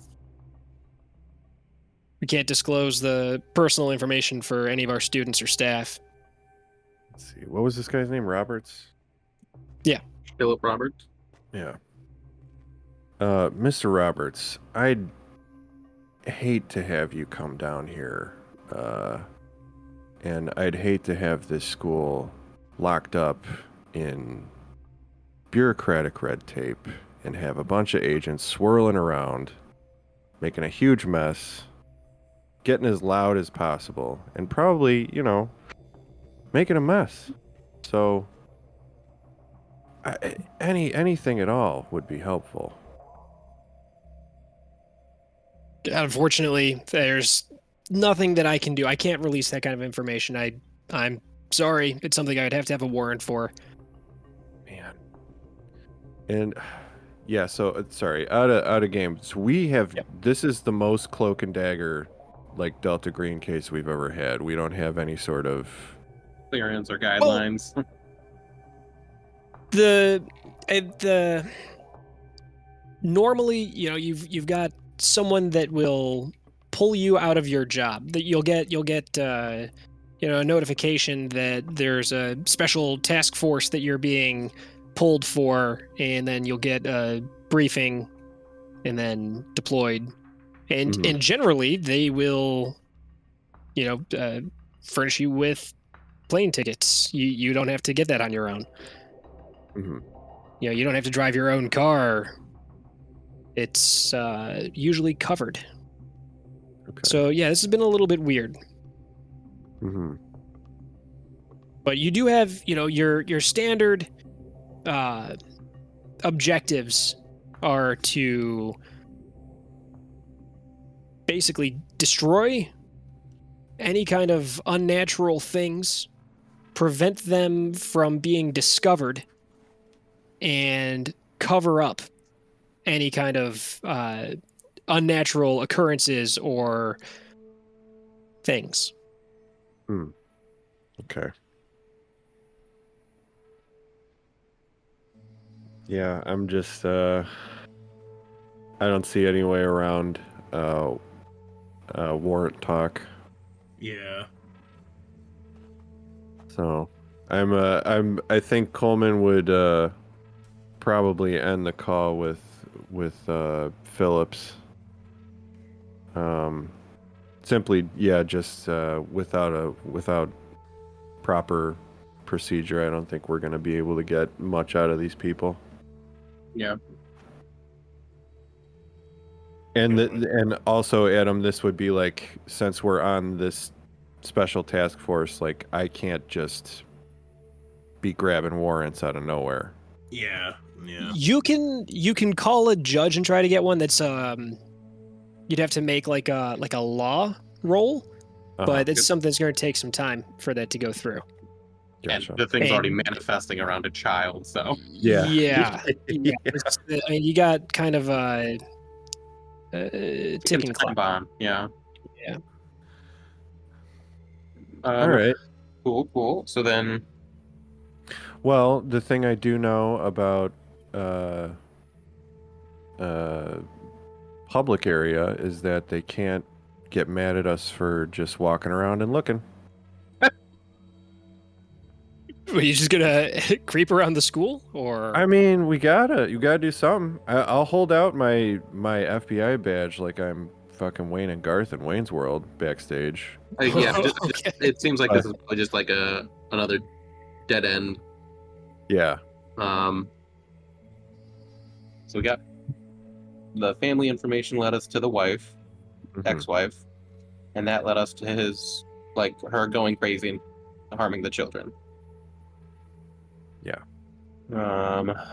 Fire really hasn't led us anywhere except maybe to the ex-wife. The mark so far is not connected to the ex-wife except the fact that she was doing some weird prayer shit. So, I mean, if we can find the wife, great. But how we're supposed to find her? I mean, if we maybe find like a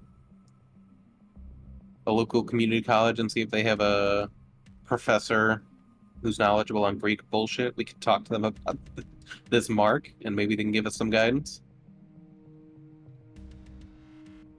Yeah, I'm at a bit of a loss for that one. Otherwise, like maybe a place that deals in exotic animals, and that's where they got like a horn or a claw. Yeah. Trying to go through any like pet stores and things like that. It's gonna be a lot of legwork.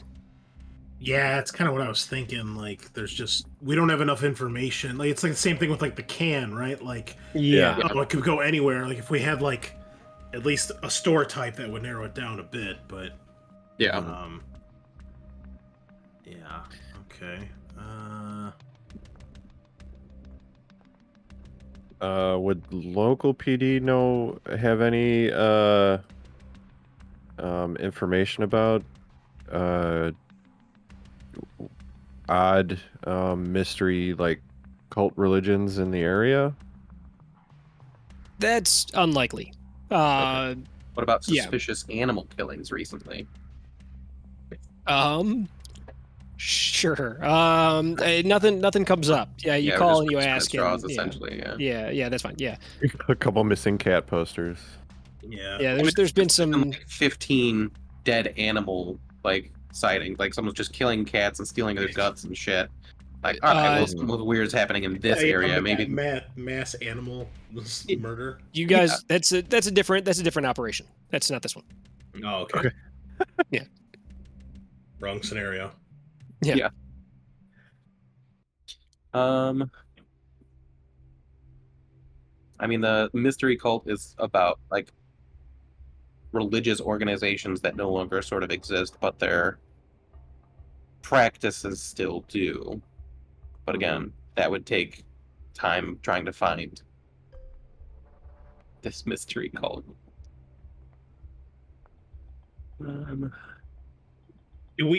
Were you able to find anything in regards to like what this mystery cult? I mean, I know they're associated with this or dedicated to Persephone.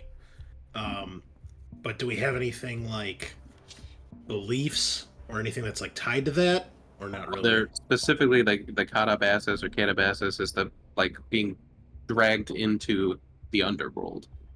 Not specifically dragged into the underworld, but physically traveling into the underworld. Okay. Like not like your spirit going, but like you getting in the car and driving there. Like the fucking bard or whatever going to grab his muse. Yeah, that's Orpheus. Orpheus. Yeah. Yeah. Okay. Orpheus also did that. And then the opposite is Anabasis, which is when you come back up. Okay. But they're specifically interested in going to hell. Okay. Yeah, that's what this symbol is related to. Yeah, unfortunately. Is that kind of ritual. Yeah, unfortunately, none of us are particularly versed in occult, so we can't gain this information very easily. I mean, I do like the idea of seeing if we can find an expert somewhere local about any of this stuff, and see if that leads to anything. Otherwise, does anyone have any contacts that could help? I have a partner who's also a paramedic, so no, a fiance, an uncle, and a roommate. Negative. How do contacts work, Adam? So those are in this. That's where your bonds are on this character sheet. So those are people that are important to your character. That when you do multiple scenarios. Oh, okay. In between, you interact with them. So if you take like sanity damage, you can actually kind of shunt some of that off to one of your contacts or your bonds, and their rating drops, and that reflects you interacting poorly with that person and your relationship with them falling apart. Gotcha. So it's not like informational contact who can help you out. It could be. It could be potentially. Okay. It sounds like it's more like the Blade Runner stuff, like in between adventures. Yeah. Okay. Okay. So yeah, then I guess trying to find an expert in Greek mythology, or specifically occult rituals, would be our best bet. Well, why don't we? This is a good stopping point. Why don't we take our breaks? We're almost at our halfway point. And, Sounds good. We'll get some Dr. Pepper, and I think that'll get the creative juices flowing again. So, As it always does. yeah. All right, so we'll be right back, folks. What do you think? What's going on here? Hopefully, we'll find out. We'll be right back. Yeah, beast. All right, BRB boys. So anyway, folks, we decided that we're gonna hop on a plane and head to Chicago.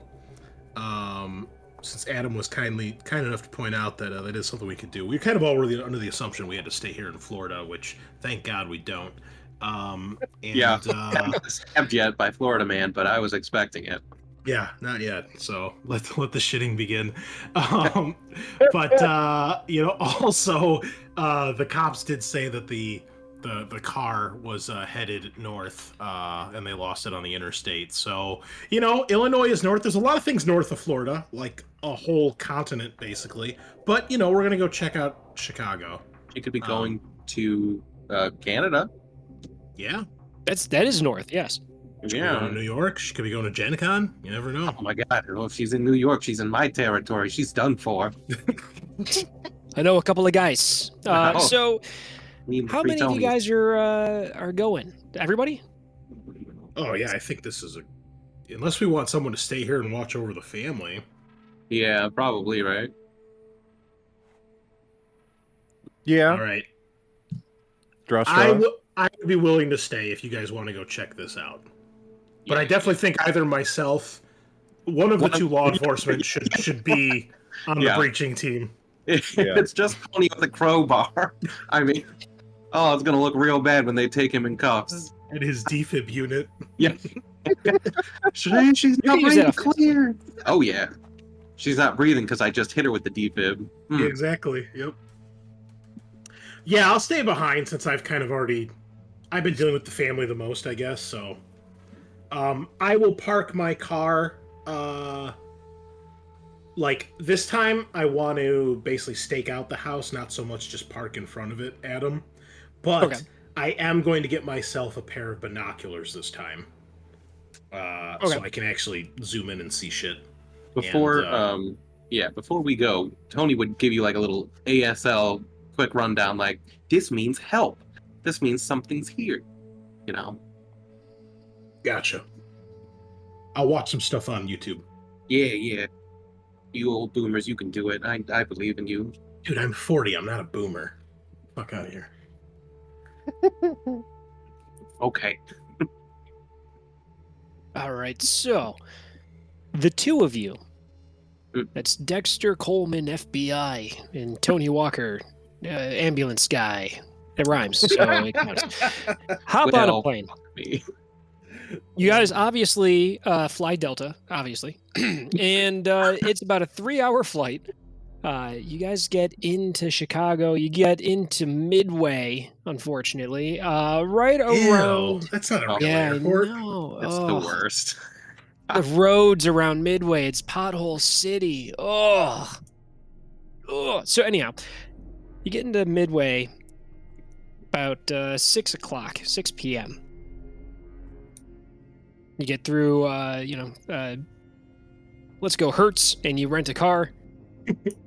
Jesus. And you got a little drive before you arrive at the Rose Hill Apartments. Now, is that anywhere near the L? Because I'm not really super aware.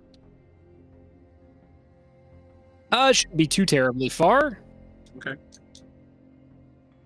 But it's a large apartment building on Clark. Apartment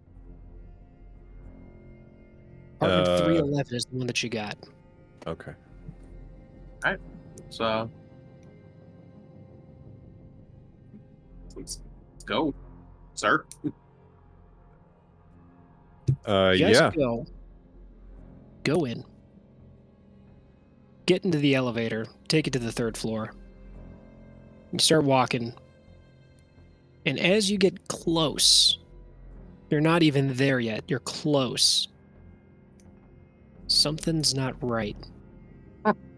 You smell, it's a terrible smell. It smells like rotting food from outside the door before you even get there. Now, does it smell like rotting food or like rotting meat? person. Yeah, Well, different levels of decay. I'd of imagine, different yeah, gases I'd imagine, releasing. I'd as imagine a- he would know. Yeah, as Yeah, I well, think food Dexter would deals with know. corpses. Yeah. Hell, if you're a paramedic, man, you might know too. That's paramedics what I was don't saying. try to not deal with corpses, and when they deal with corpses, they're usually fairly fresh.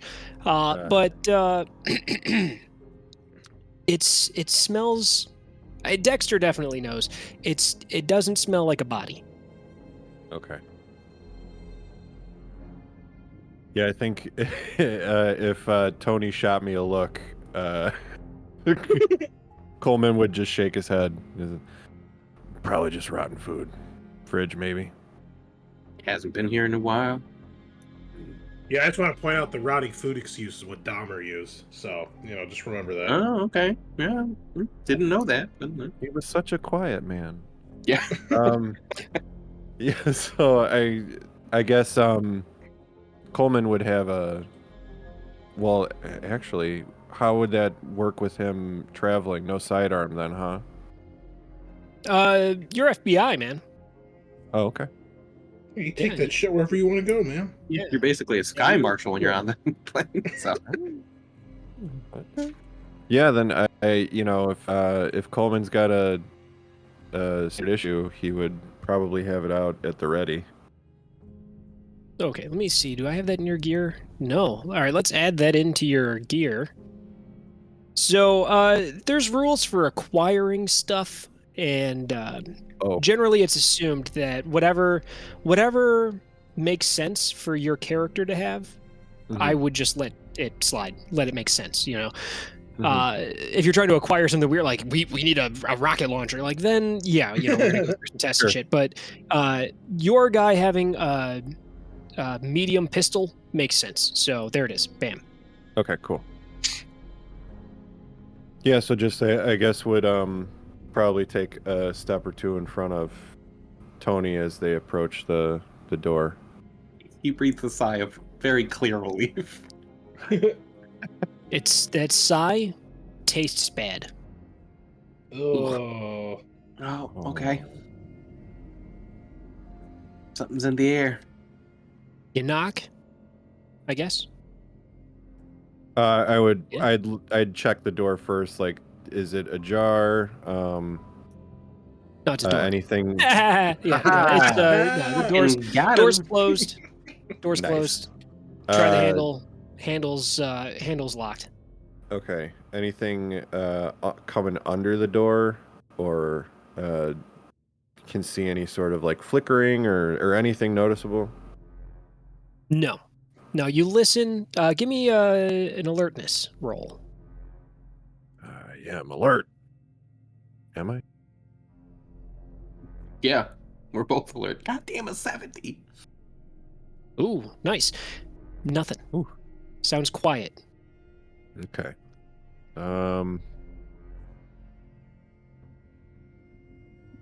Yeah, I'd give it a knock, I guess, but I would do so against the wall, not in front of the door. Sure, yeah. You knock, and you get no response. Okay.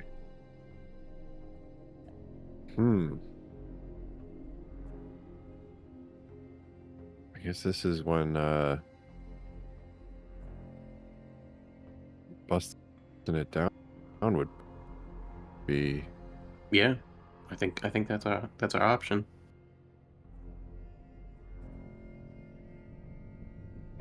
So you could try. There's two ways you could try this. You could try rolling against your dexterity. I would assume it makes sense for you to maybe have lockpicks. I don't know, maybe. You could try rolling against your dexterity, or you can try athletics or rolling against your strength to try to bust the thing down. Okay. So Or if you want, you can roll firearms and shoot at the lock. Yeah, do it. It's a bad call. Bad call. I'll put that in What- your I court. see that How would we shark. use I see it. I lockpicks? don't want to jump it. Yeah, let's talk about Yeah. that. You'd roll against dexterity. Dexterity. Okay. Okay. So if you go to the physical tab, it'll show you there's a percentage next to the stat. It's 5 times what your actual stat is, and you would just click on that percentage and it'll roll. Yeah, I've only got an 11 in Dex. I'll give it a shot. Okay. I mean, worst case scenario, if the lockpicks don't work, then I'll try my Bust fucking it down. boot. Yeah. A critical success. Nice. Oh, yeah! Not even hard, baby. Hope to You green. managed to pick the lock with ease. It's like you've done this before. Nice. The door opens up. The I did apartment's watch dark. Terminator 2 the other night. There you I'm go. gonna That'll eye you suspiciously when you pull out lockpicks and just. That's the feds for you. Yeah. Lock picking their way into our homes. I see Yeah, you don't need a warrant officer. Okay. Just look up at Tony. Yeah. Okay. Ops. So, doors open. You hear inside buzzing. Oh no. You reach and you feel on the side of the wall. There's a light switch. You flip it on, and there's fast food bags, rotten food, flies everywhere. You see half-empty 2 liters of Dr. Pepper turn to caramel. Oh yeah. My type of girl. Tony is gonna Studio- immediately put on like a surgical mask with a little bit of peppermint oil on the inside so he doesn't throw up. Ooh, sounds nice. But it's a fucking mess in here. It's a studio apartment. Looking around, you can see that. I mean, this disgusting trash is everywhere. It's the little kitchenette's covered in trash. The bed covered in trash. It looks like nobody's slept in that bed for a while.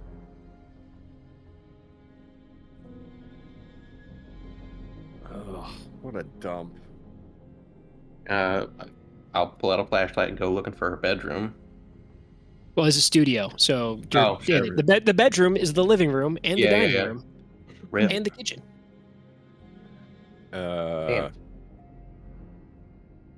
Anything closed, like a closet or bathroom that's closed?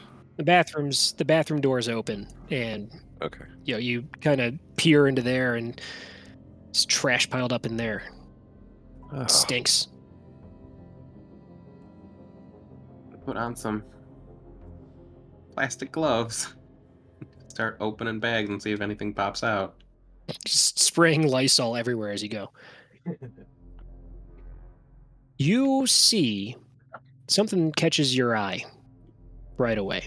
On the wall is a map of the eastern United States. Mm-mm. There you go. You guys see it? Yeah. Oh, that's cool. Okay. Carefully marked with thumbtacks and red strings, heading southeast, first towards Indiana, then into Kentucky. By the time it gets to Tennessee, the track becomes erratic. It's no longer marked with thumbtacks, but it's scribbled in red pen. It stops getting updated once it gets to Alabama.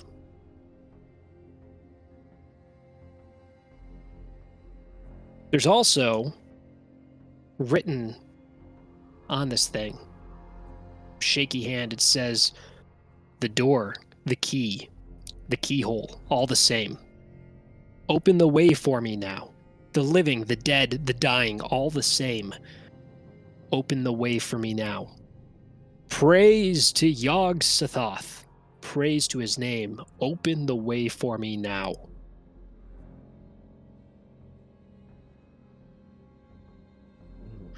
Cool. And then on the left side, it looks like numbers 7767. Yeah, it looks like maybe 7761. 6-1. And a date above that, right on the coast of Alabama, 3, either 9 or 7/6. Could be 3109. 16. 310916. Maybe that's like a license plate. Or the year 2016. It looks like a date to me. Like March/something/6. Do Or we see, /16. like, quickly rummaging through things, do we see, like, a safe of any kind? No safe, but looking through, I mean, you see there's the bills and shit like that scattered around. Some of them are ripped open. No safe or anything, though. I was gonna say maybe it's a Florida zip code, but there are no 3-1 zip codes in Florida. 3-3. At least not according to this list. Yog. Yogg-Sothoth. Yogg-Sothoth. Not good. No. Yeah, I have an idea what that is out of game. Yeah. Yeah. Yeah. It's a little bit of Elok Cthulhu Ftagan. So that's something that an occultism would not reveal. That's something that an unnatural roll would be required for. I can't even roll unnatural. Ooh. No, none of you guys have it yet. Yeah. How do you is that something you have to like get in a special way, or can you actually like Yeah. start with that? Okay. Yeah, I mean, you can start with it, but your character would have to. Basically, when you're making a character in this, you have the option to have them be a damaged veteran, and that would be Yes. something that cause your character to be adapted to helplessness, or adapted to violence, or Okay. having experience with the unnatural ahead of time, and it changes your skills a little bit. It might boost some stuff, take away from your sanity score. Out of all the characters that I'm pre-generated for you guys, there's an ex-convict guy who was adapted to helplessness for his time in prison, and that really you lose bonds, you take damage to your sanity, to your power. It's pretty harsh. Dude, keep talking, man. Every time you mention more about this game, I like it more and more. Oh yeah, man, it's exciting. I like it. So, Do we outside have of all the any trash- idea? Do we have any idea what it says between the numbers to the left of Florida? let me bring that back up. Books? Boobs? Booze? Bath salts. Bath salts. That's the one. I think 2018 is a little too late for that bath salt craze. I think that was in 2012. Oh, it is Florida, so Yeah, yeah. It's always Oh man, so lurking. bath salts. Do you guys remember when they're like, "Hey, the world's going to end in 2012"? You remember that? Yeah. Yeah. And that's when that bath salt craze kicked off, and there were people eating each other's faces. Yeah. And I'm like, this is it. It's the zombie apocalypse. It's happening. Well, was it? I think 2012 was that also the year of the clowns just standing in the middle of the road? Do you remember Was that? that over 16? That could be. What? Never mind. You don't remember the clowns? No, I'll look that up later. I don't remember. Yeah, that was weird. Yeah. Yeah. Yeah, look up like quote unquote the clown thing of 2010s. You'll find it. So okay, It's creepy. now that I'm looking in at this there's a stray pen mark. It looks like 30916 is I think what's supposed to be written there, which is a zip code in Georgia. I'm looking up right now. 30916. And conveniently in Georgia is where that last that like pen line kind of Wait a minute. I'm from Georgia. Am I the bad guy? Oh, shit. Are we the bad guys? we left the wrong guy there. Oh no. Yes, yeah, Cthulhu Ftagan. We cut back to Luther sacrificing the family. Yep. Like, I finally got rid of those 2 rubes. Tony, that fucking idiot. Yeah, definitely send a picture of this to Luther and be like, oh boy, I was right to call this in. This wellness check would not have gone well. She would not have passed. Yeah. Yeah, keep checking the place, see Yeah. what you can find, and I'll do a little research on this end. Let's see. So yeah, could we just do like a blanket search of the apartment? Yeah. Go ahead and roll search. Can I just assist our homie? Oh, he got a success anyway, so fuck me. And I got a failure. No, that's okay. So, yeah, you don't find anything interesting, but Dexter Coleman, FBI, you find bills scattered around, and you have, looking at your character sheet, it turns out that you're the right guy for the job. Your accounting skill is at 60. Oh shit. Why? So, Yeah, no numbers. with an accounting at 30% or higher, which you already have, you automatically succeed. So you're able to tell by looking through these bills that she is on the brink of bankruptcy. You see her shifting money between credit cards back and forth to cover bills that she can't afford.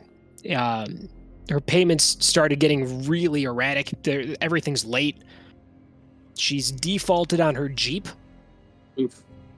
And she's got a final notice for rent on this place.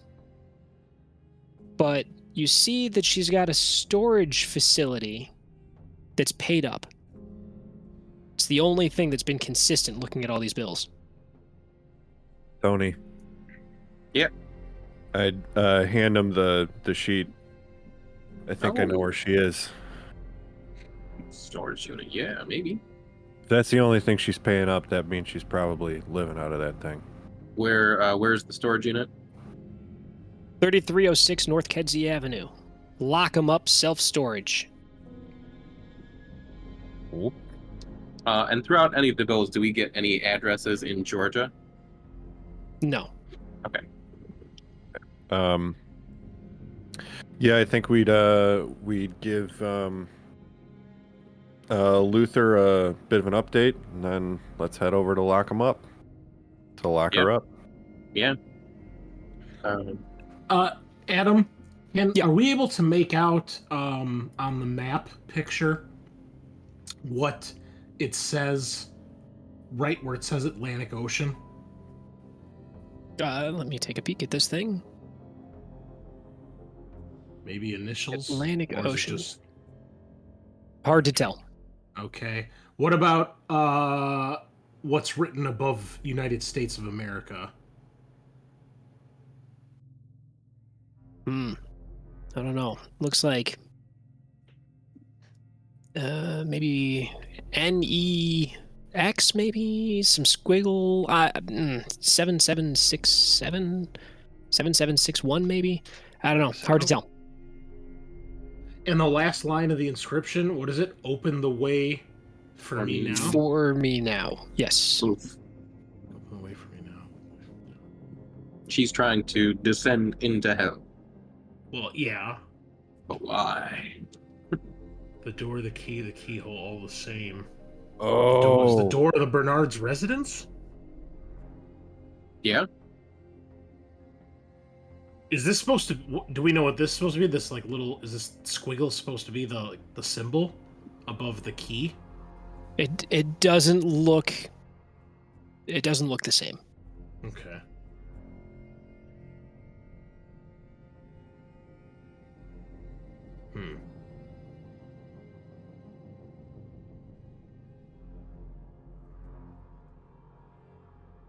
Okay.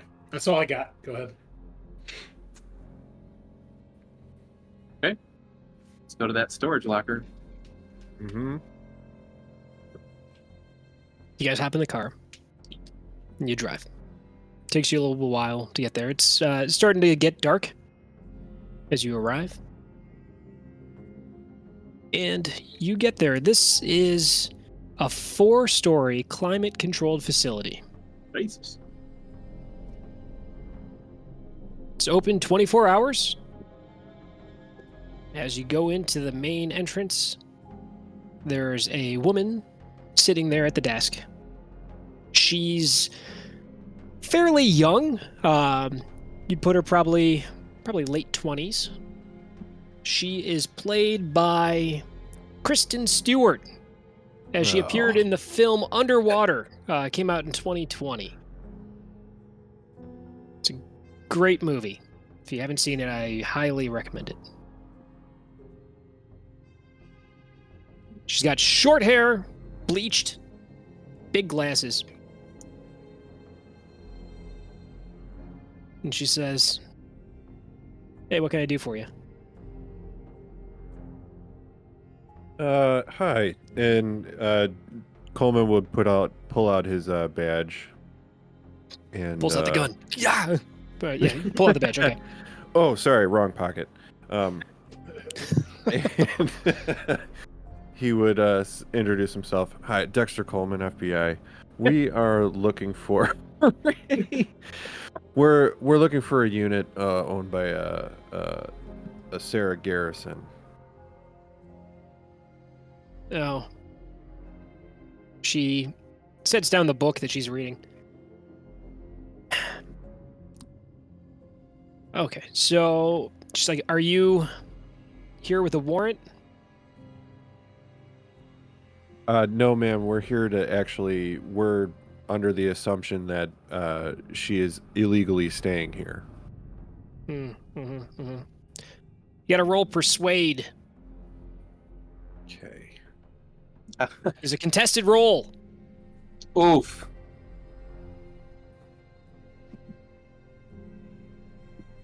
I don't know how I feel about that short hair. Yeah, I definitely am not a fan. Persuade. Here we go. Ooh, smooth. How are you like Twilight? So you got a 42. I got a 97. So when you do a contested roll, Mhm. if one person succeeds and the other one fails, then the person that succeeded wins. If both of you succeed, whoever's got the higher number on the dice wins. Mhm. So you win. So she goes, "Okay, so I know that you have no authority to go in there. Oh, we don't want to go in. All I'm asking you to do is follow us up there, unlock it. We're going to open it up, make sure nobody's in there, not step in, and we will shut it. All right, here's the But deal. if someone's in there, I don't want you getting caught up in this.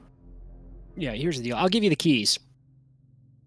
But if you want to know which unit it is, it's going to be $50. Oh, I know how this goes. He pulls out $50 and shakily puts it on the table.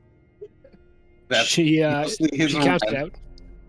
She counts it out, says thank you, tucks it in her pocket, hands you a key, and tells you that it is Unit 31. It's on the 3rd floor. I appreciate it. And he would pause for a name. Don't worry about it. Appreciate it. Don't worry about it. And he would turn on his heel and kind of, come on, Tony. She picks her book back up. There's a elevator, a short distance behind her. Big old freight style elevator. Oh yeah. You guys take it up. You end up 3rd floor. You walk down, and you find the door marked 31.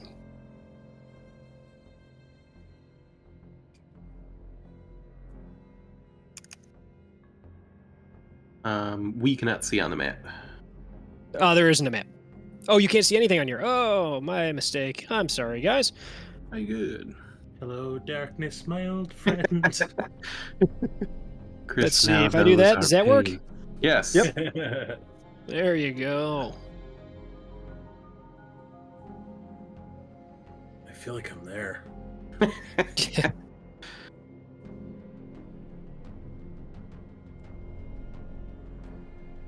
You stand before the door. It's locked. There's a padlock on it. Oh. Okay. We shall try the key. It works. It's an overhead style door. It'll roll up when you lift it. Gotcha. Like the apartment before, Coleman's gonna I'll motion lift, to. but you can, yeah. Yeah, he's gonna motion to Tony to kind of take it back a bit, and then pull out his sidearm and kind of toss it up as fast as he can and get both hands on the gun. It flies open. You look inside. It's well lit. You see in the center of this storage unit, it's like a blob of obsidian, about waist high, in the center of the room. You see a filthy sleeping bag nearby in a bucket. It stinks in here. It stink like shit. Like piss, shit, and ammonia, and bleach. Okay, very chemically and gross. Okay. Yeah. Just another typical Saturday night. So just in this place is a bucket with a shitty sleeping bag and this obsidian blob. Oh yeah.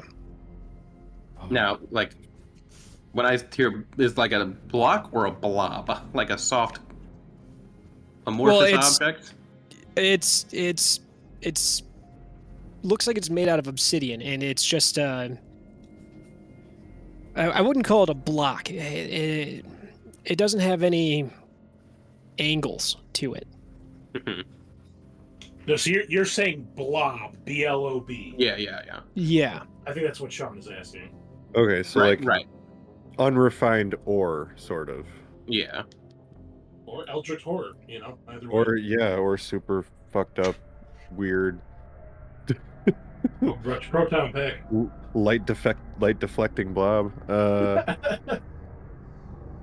Oh shit. Yeah, I mean, are we kind of losing it looking at this thing?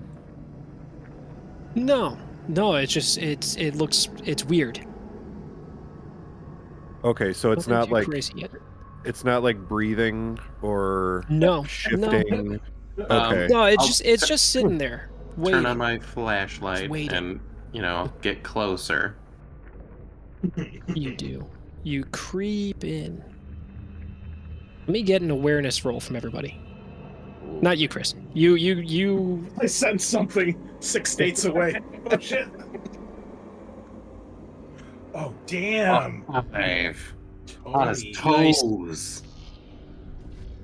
I ain't afraid of no blobs. Dexter, on the other hand. Oh boy, I am so blissfully thinking about that.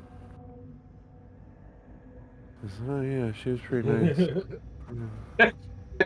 Tony, you hear someone coming. I will pull Dexter. Oh shit. Hey, close it. We gotta close it. Someone's coming.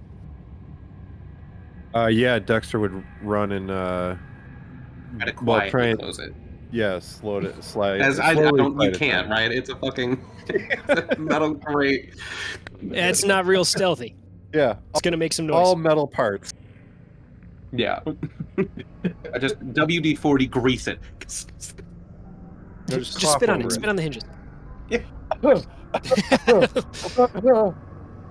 You hide the noise by opening a can of Coke while you do it. I mean, if we can't, if it's going to be so loud, the person coming is going to know, then we just shouldn't close it. Yeah. We'll just keep a lookout and then chase them if they look suspicious. But I will duck in, so like we're inside the unit. Yeah. Okay, both of you are in there. Yeah. Yeah. All right, so let's see how this is gonna work out. Don't worry right about now, those I spooky- feel like that meme of Michael Jackson eating the popcorn. Yeah. Yeah. From Thriller. This is quite entertaining, I'm not gonna lie. Oh, come on, it's just a movie. Oh, I can't do this without it fucking popping up. Oh. What if I do this? Ooh, let's get darkness. Oh no, my old friend. Whoa. Creepy. What? Oh, not stopping. No. Oh no. Oh no. I hate this. All right, there we go. Combat Now that's music. in there. So listeners, the screen has gone up 10% light now, so it's dark as fuck, and it happened very slowly and creepily. Oh, and look at that. Look who's showing up. Don't look at that. Don't look at that. Don't look at that down there. That's what I I'm was trying trying not to. Oh no. So dear. initiative in this is not rolled. It's just straight up your dexterity score determines who goes in what order. Oh, okay. There is no roll involved. So we're going to enter combat. Because as you duck in from around the corner comes Sarah Garrison, you assume. It's a black woman. She looks like hell. Glancing at her, you immediately think this woman's got cancer. Her clothes are hanging off of her. You can smell her. She smells like absolute shit. Ugh. Her eyes are sunken. Skin's all blotchy. She doesn't look good. I'm going to show you guys this picture. I was gonna say, yeah, can we Oh. get a zoom in? Oh yeah. Oh boy. Not good. Mm-mm. She comes around, and she's got a gun out. Oh. That escalated. Yeah. So you heard her coming, and you guys are going to actually react quicker than she can. So she steps out in front of that door, and she's got this gun out. First up, oh, these names are not right in here. Okay, who is that with 13? That would be Dexter. Mine is 11. Okay. So let's fix that to... There we go. It's got the old placeholder names I put on there. There we go. Now we're in action here. Dexter, you're up first. So this game, the combat system is pretty streamlined. It's meant to go quick. You get one action on your turn. Okay. So describe what you're doing, and I'll tell you what you would roll. Okay. I think seeing her come in with the gun, Coleman would immediately raise his and yell at her to drop hers. Okay. All right.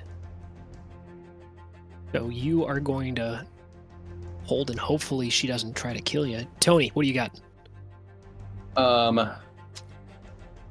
So part of like an EMT bag, I assume, is like knives in case you have to cut clothing and shit, right? So he's just gonna run up Sure. and like try to stab her. Okay, so I guess you're gonna Yeah, we'll just say that you carry a knife, just ready to go in case. So let me get. He's Italian. What the fuck does it mean? Everybody knows. Every Italian guy's got a knife. Yeah, they all are strapped, my homie. All right, so let's find knife, hand to hand. Everybody's a Where jet. you go? What? Knife. Everybody's a jet from West Side Story. We all carry a switchblade. Don't you get it? Yeah. Come on. And then you got the switchblade comb that you do your pompadour bag. Yeah, I used to have a switchblade comb, and I remember one time I left it out on my desk back when I was working at the video game store, and the boss came and he saw. He's like, "Hey man, you can't have that here. Why do you have that here?" I'm like, "Dude, relax." I like pulled it out. And I'm like, "Don't worry, man. It's not a big deal." And flicked it open, and it's a comb. And just pull it back through. It's like, oh, I thought it was a knife. I'm like, yeah, no. Why would I bring a fucking knife here? All right, so there we go. So yeah, we're gonna give you a knife. You charge up. Go ahead and make that attack roll. So that's going to be not unarmed. That's melee combat. Okay. Weirdly enough, he's got 30 in the skill, so. And a 78, he fails. Oh, you slash at her and you miss. Sarah's turn. Uh-oh. She's going to take a shot. Mm-hmm. She's fucking wild-eyed. She shoots at, it looks like Tony, the guy with the knife. I mean, I am like right in front of her. A 99! Oh my god, 99! Critical failure. No matter what, a 99 is always a critical failure. Yes. She tries to shoot, and the gun, it's jammed. She's got a revolver. It's fucking filthy. It's filthy. This thing doesn't fire. We go back up to Dex. Well, she did try to shoot. Yeah. I'm wondering if I could maybe can I crack her on the head with the pistol butt? Yeah, go for it. Give me an unarmed attack. Okay.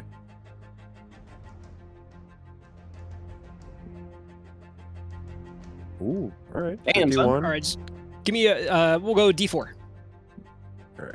1 sec. D4.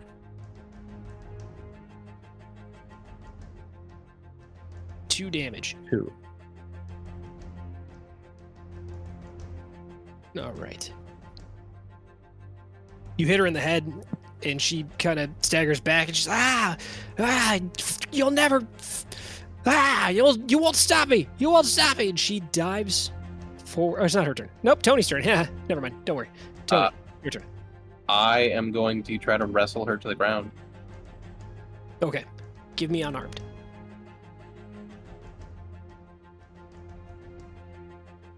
No. You fail. You try to grab onto her, and she manages to slip through. And she says, "It doesn't matter if you kill me. It doesn't matter. It's all the same. Don't you understand? It's all the same." And she pushes forward, and she lunges for that blob of obsidian. And then she's gone.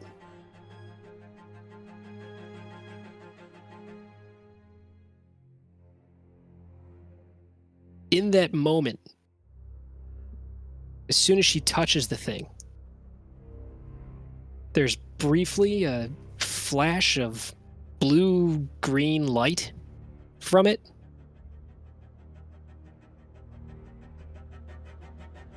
And then it kind of dies down, and there's weird, occasional, seems like a reflection or a glare on that stone in that odd blue-green light. Can we get like a closer look? Well, you guys are going to have to roll a sanity test. Oh, cool. Yeah, some shit finally happened. A success for Tony Walker. Nice, he has a mind. That fucking weird shit happens in New York all the time. Blue-green glows is probably a nightclub. Right. It's a nightclub in there. Where is the which? Oh, sanity's at the top. Uh-oh. Oof. Coleman does not pass the sanity test. Okay, so Tony, you lose 1 sanity, Okay. and Dexter loses 5. Oof.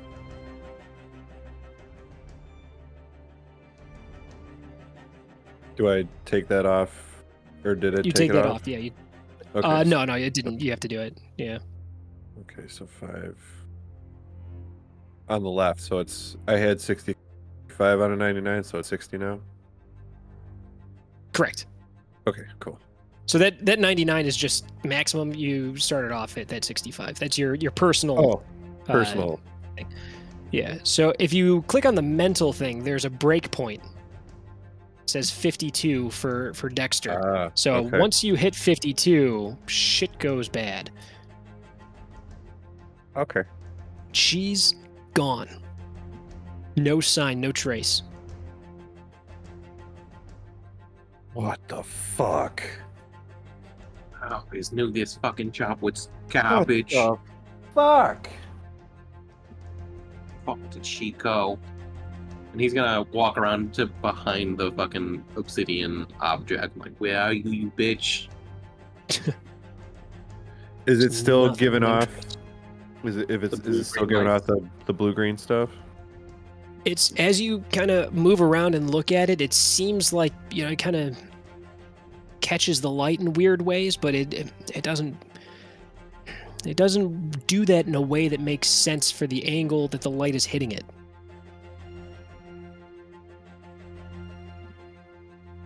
I'm gonna call a Luther. Bing, bing, bing, bing, bing, bing. Oh wait, no, I think he's on a call, isn't he? Yeah, I think he's on a call. Oof. Well, we're gonna Um, cut over to him, so as soon as he gets back. Yeah. well, so you earlier, Adam, you said that part of our goal is to basically cover shit up or make sure stuff doesn't see the light of day. Absolutely. fuck? You want to prevent Son of- as much exposure to this kind of shit as possible. Right. All right, sorry about that. I'm back. Yeah, so whoever our contact is, I'm an FBI guy. I don't know how to move a fucking teleporting obsidian blob. Yeah, I mean, we would reach out to our contact, like, hey, get here at this location. We have stuff that needs to be transported, right? Yeah. We found the creepy stuff. I mean, what are we gonna do? Throw a tarp over it and get it towed? I ain't You touching that thing. you don't have a number for that guy. So then, what would be the normal protocol for large objects we can't physically move? Well, you would contact your handler, but you don't have a contact information for anybody right now. Boy. I was thinking about that today. I'm like, we never got that guy's number.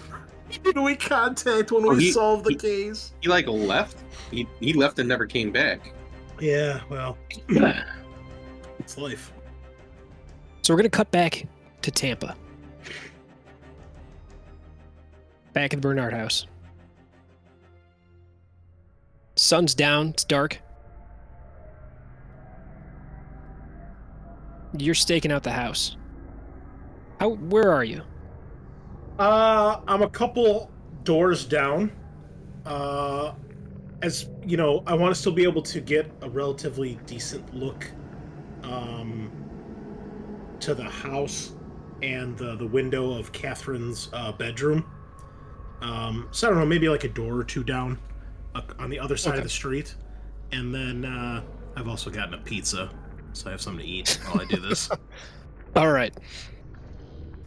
So you're sitting there, you're eating your pizza, and it sucks. They don't have Yep. good pizza in Florida. Exactly. Yeah. You get the best ingredients for the best pizza, and that option there is Papa John's.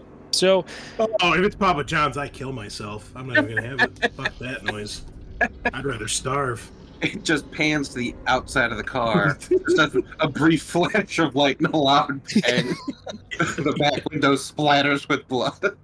He's all excited, and then One he turns bite. the light of the car, and it's a Papa John's box. No.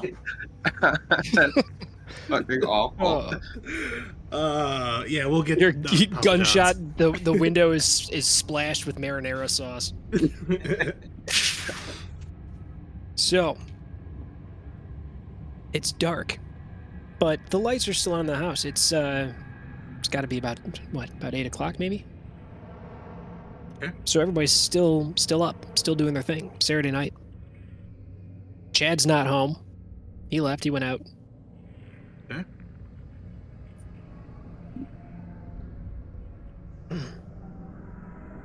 You see there's no lights on in the bedrooms upstairs. You're assuming that, they haven't gone to bed yet. Probably all gathered in a different room of the house. But you guys said you were calling. So you get the call. Yeah. Luther, Yeah. we just saw her. She has the fucking room in one of these fucking buildings, like a locked security box or whatever. There was a giant obsidian orb. We sort of fought her, and she jumped into it, disappeared, and now fucking Dexter's muttering in the corner somewhat. Fucking get it together. Did she say anything? It doesn't matter. It doesn't matter. None of this matters. You can't stop me now. Thank you for that great rendition. Oh, just like that, huh? Is anything going on? No, not yet. Keeping an eye on everything out here. Some real shitty pizza to keep me company. Oh no. What would you get? Like Pizza Hut or Ugh, worse. Domino's? No, I won't even bore you with the details. All right. Are you guys okay otherwise? I think so. We got her once or twice, gave her a good 1-2, but we don't know what to do with this fucking giant object, but we'll take some time and look around the inside of this gate box thing, but Well, whatever you do, don't touch it. Otherwise,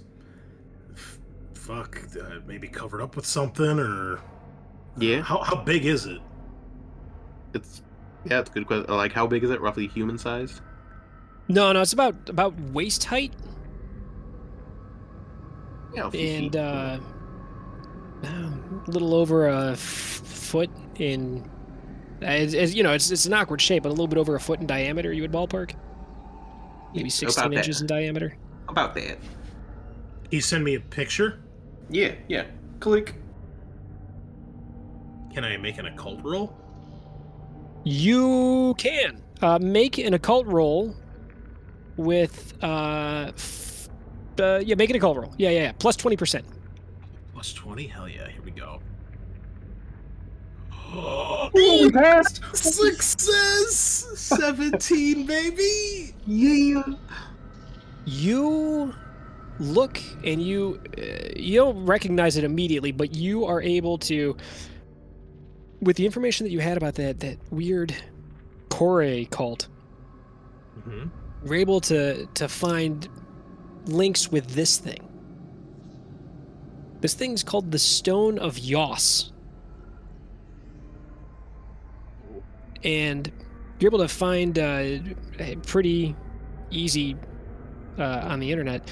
This thing was first identified in Greece in 1946, got sold at auction in 1951, and then stolen from the Drakefield Museum in London in 1967. And it was reported missing, and that's the end of the trail for this thing. Any idea what it's supposed to do or be? Well, it's associated with the same mythology that Kore, Persephone, mythology. But you can't find any details on anything beyond that. Do they know what it's made of? I mean, he described it as obsidian, right? It's like obsidian, but it's you can tell from the photograph that it looks weird. The lighting isn't right. Like there's not a shadow where there should be, and there's shadows where there shouldn't be.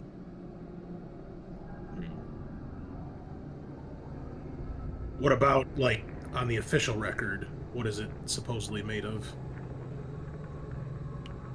It was tested as obsidian, but has unusual characteristics. Well, I will tell Tony what it is as I'm looking at it. What I think it is. Okay. So, still connected to that, like, mythology, and maybe this is, like, the doorway down into the underworld. So, definitely not gonna touch it. You said she went into it? Yeah, she like, touched it, and then poof. And then there was, like, these weird shimmering lights. And then she was gone! Yeah, just like that. Yeah, you can hear him in the background, right? Yeah, I can. Yeah, while this is going on, Kyle, I'm gonna pull out the binoculars, take a look at the house.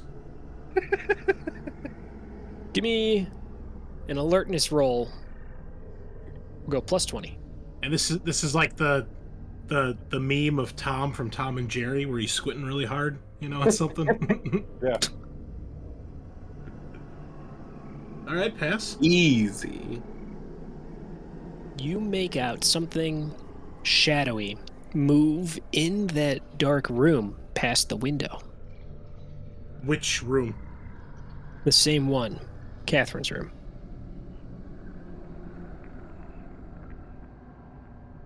All right.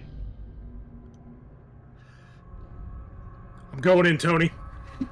What are you gonna do? You can't, like, hurt that thing. Just get him out of there, right? Yeah, that's what I'm doing. All right. Oh, okay. Just be careful. Yeah, I got it. All right. Okay. Don't touch anything! I'm going to spit out the piece of pizza I'm eating, throw it to the ground in disgust. You're and, eating I'm starving. I'm going to make my way to the door and, give a knock. After a moment, the door opens, and it's Evelyn. She's like, "Oh, hi. You're back again." Miss Bernard, I don't want to alarm you guys, but I think there might be someone in the house. Can you get your family out? She goes, "Oh my god. Oh my god. There's someone in the house.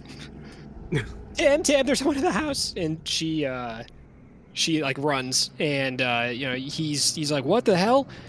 And they start to panic. They're in the living room, and they're hanging out. They're playing a board game, playing Monopoly. And she flips the Monopoly. She flips the Monopoly board, and she's like, "We gotta get out of the house. They're in the house." Where's the kid? Do I see Catherine? Yeah, she's there too, and she's right. freaked out by the sudden panic, and she doesn't know what's going on. And yeah, I'll be like, Mr. Bernard, I think there might be someone upstairs. Just wait outside. They run out of the house, and all right. yeah, they're drawing going. the gun, going upstairs, turning on lights as I do. You go up and you're flipping on lights, and as you get to the top of those stairs, we're gonna switch back here. All right. Yeah, when I get to the top, I'm gonna listen and see if I hear anything.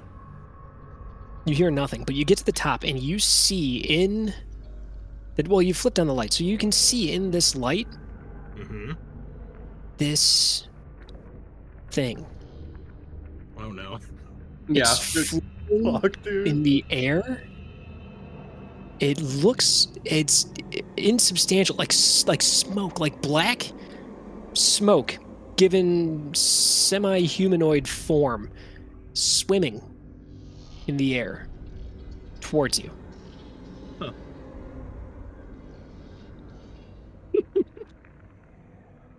almost spit out my Dr. Pepper. Thanks for that. Yeah. Ooh, okay. Oh Yeah. no. Fuck.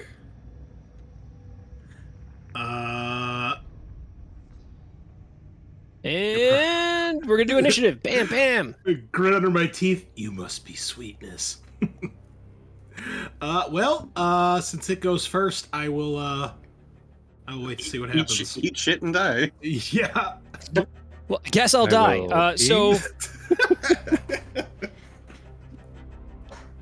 My gun is Oh, drawn, boy. obviously, as I went up here. Not that I imagine it's going to do much, but Did you coat your bullets in salt? first, Uh, you make a sanity roll. hell yes! Finally! Where is it? It's at the Mental? top of your thing. No, under skills. We see HP. Skills. 2 to the right. It's a sand with a dice. Sand. Okay. Boom. Easy. 100%. Bro, You take is 1 seeing- point of sanity damage. Just one. Back to hell, demon. Do I just change the number on my character sheet? Yeah, subtract 1. All right.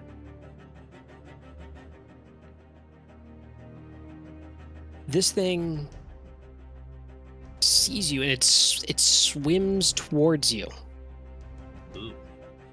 So, as it does that, you got to make another sanity roll. Oh, damn. All right. The unnatural way this Yes. thing moves is not enough to shake you. But it swims at you, and this thing reaches out and tries to grab onto you. Oh, no. Please no. Oh, it lucky. Oh, bud. So fucking lucky.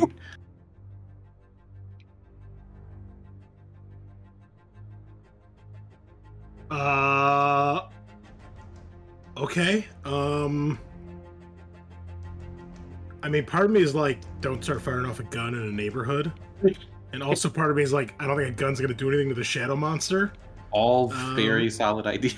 So Yeah. I think Luther is gonna fucking book it to the front door and then see if it comes down. All right, so you run. And I'm gonna tell when I get out there, if I see the family, I'm gonna tell Mr. Bernard and his family get in the car. And You I'll run point and to you, my car. you yell for them to get in the car, and they run and they're like, what's going on? And this thing comes drifting down the stairs. Let's get a luck roll, see if they see it. Okay. Yeah, I don't know if that's Here we lucky go. or not. If they do. No, it's unlucky. They don't see it. Good. They're like, what's okay, and then they run for the car. This thing comes after you again. Oh my god, 53. It missed barely. Oh. It tries to grab onto you and fails. Back to you. Okay. What the fuck?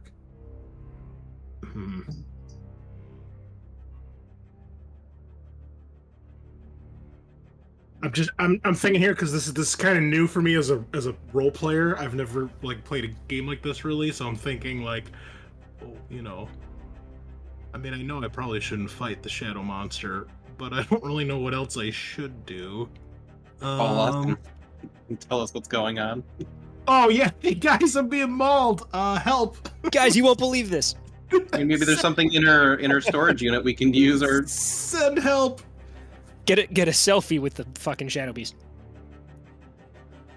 All right, can I leave the house, close the door, and fucking hop in the car with the family and get the fuck out of here?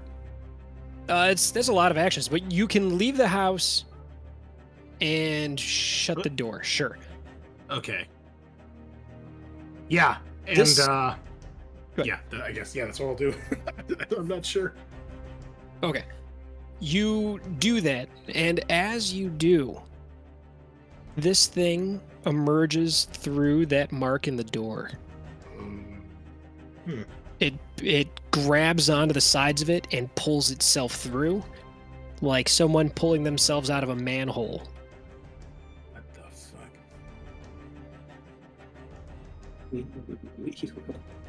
Back to you. Hmm. Ooh.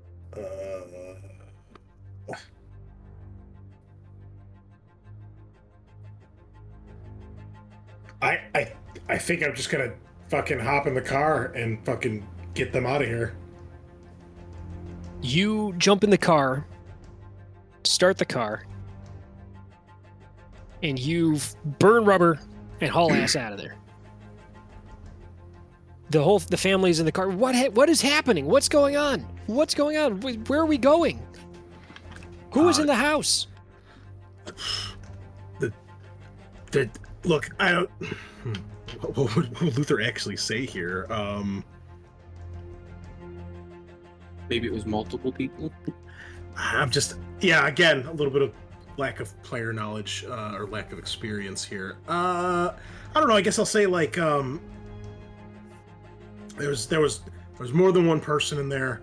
I just want to get to you guys someplace safe and make sure you're okay. And I'm gonna bring them back to the hotel, and then I'll give them the key to my room. Tell them stay here, and then go. Well, I'll call up my buddies after I get them safely to the hotel. Assuming the thing hasn't followed me all the way there. No, I can't keep up. Okay. Someone else's problem.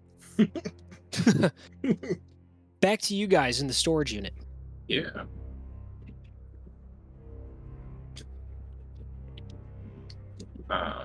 So if we search around the storage unit, do we find anything like important? There's a piss bucket, a filthy sleeping bag, the stone, a little bit of garbage, food wrappers.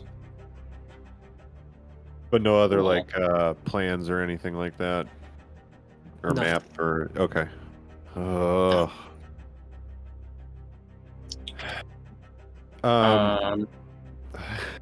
Yeah, if I take some of like the garbage and I throw it on the obsidian, does it like disappear as well? No, man, it just hits it and falls down.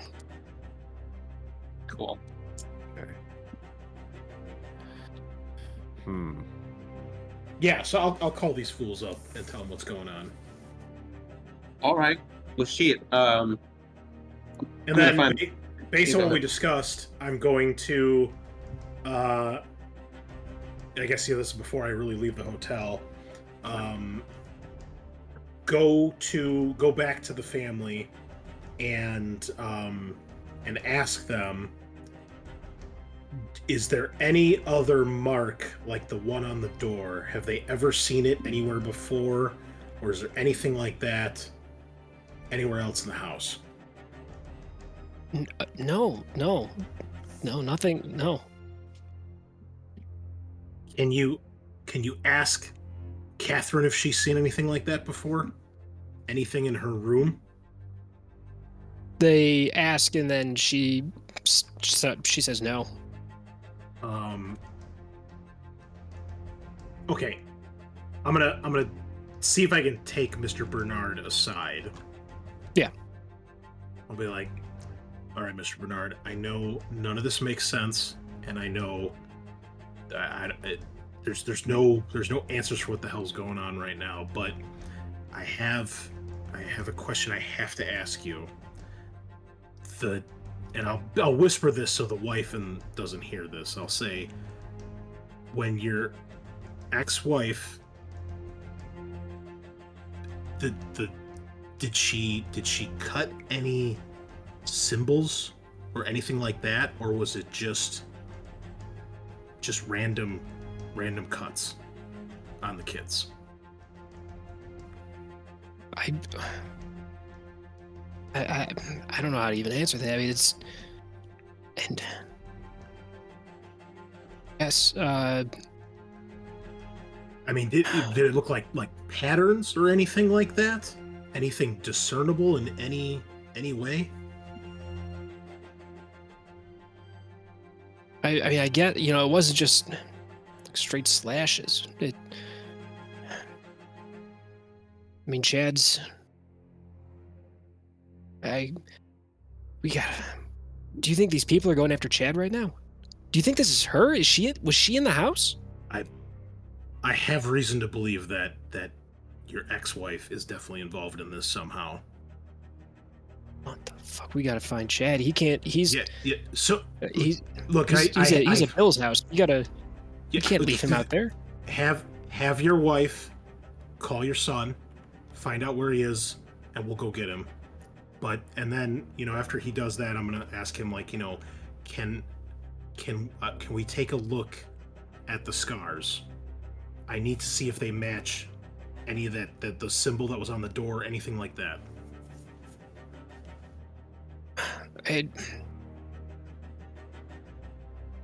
Chad's the one who got the worst of it.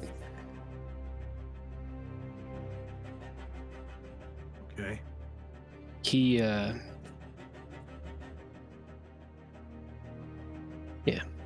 We'd have to go see Chad. So we gotta get him. And you hear Evelyn's like, he's not answering his phone. All right, let's go. You guys all get back into the car and head to Bill's. They said Billy's. Yeah. So she's like, as you get into the car, she's called and she gets on the phone and she's calling Bill's dad. Then she's like, "Oh my God, he already left. He's not there. He went home." Well, Real. guess that's where we're going. You get back to the house. There's no lights on.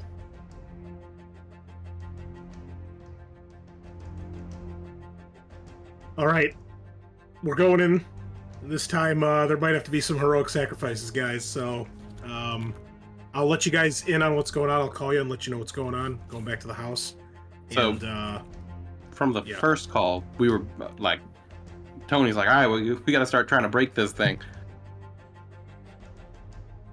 So, okay. I mean, he's just grabbing shit and trying to smash into it. Oh, you guys are gonna smash this thing? Okay, I didn't. If you guys said anything about that, it must have been while I was out taking a leak.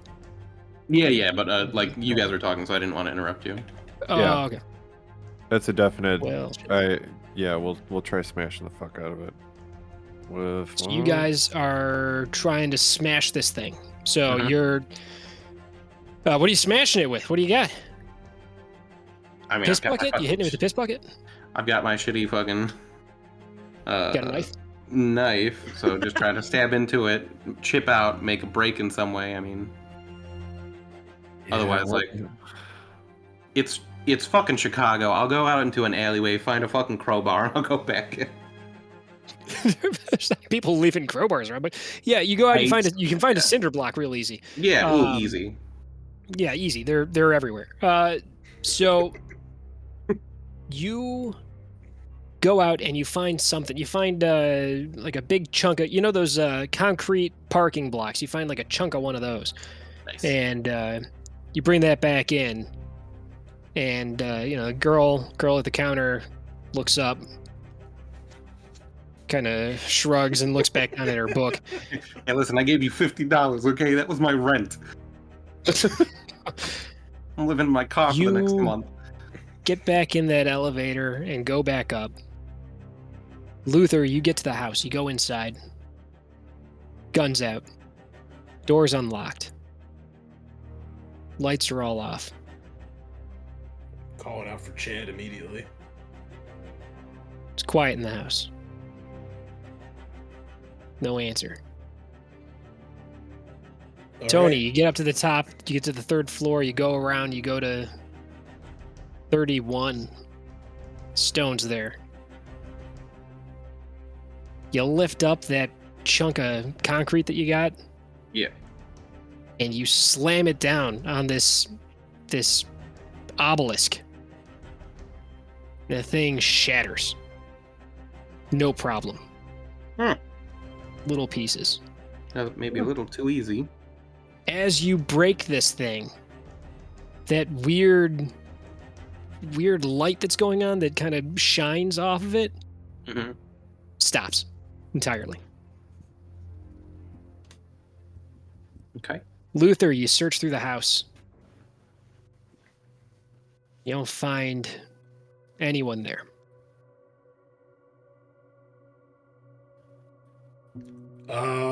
Take a good look over both the kids' bedrooms.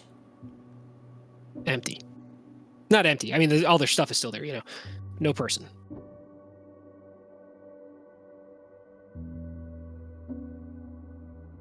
So, the rest of the night goes by. Nobody can get a hold of Chad. Billy said he went back home. You guys must have just missed him. Turns out he's a missing person after a couple of days. Nobody ever hears from him again. Fuck. The sweetness doesn't come back.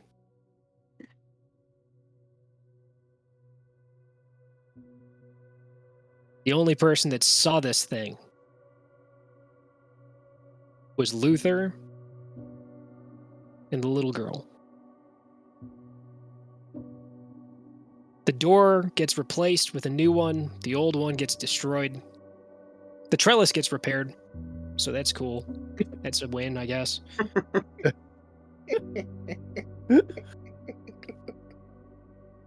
Nobody ever Phone hears one from Sarah broken. Garrison again. She never shows up.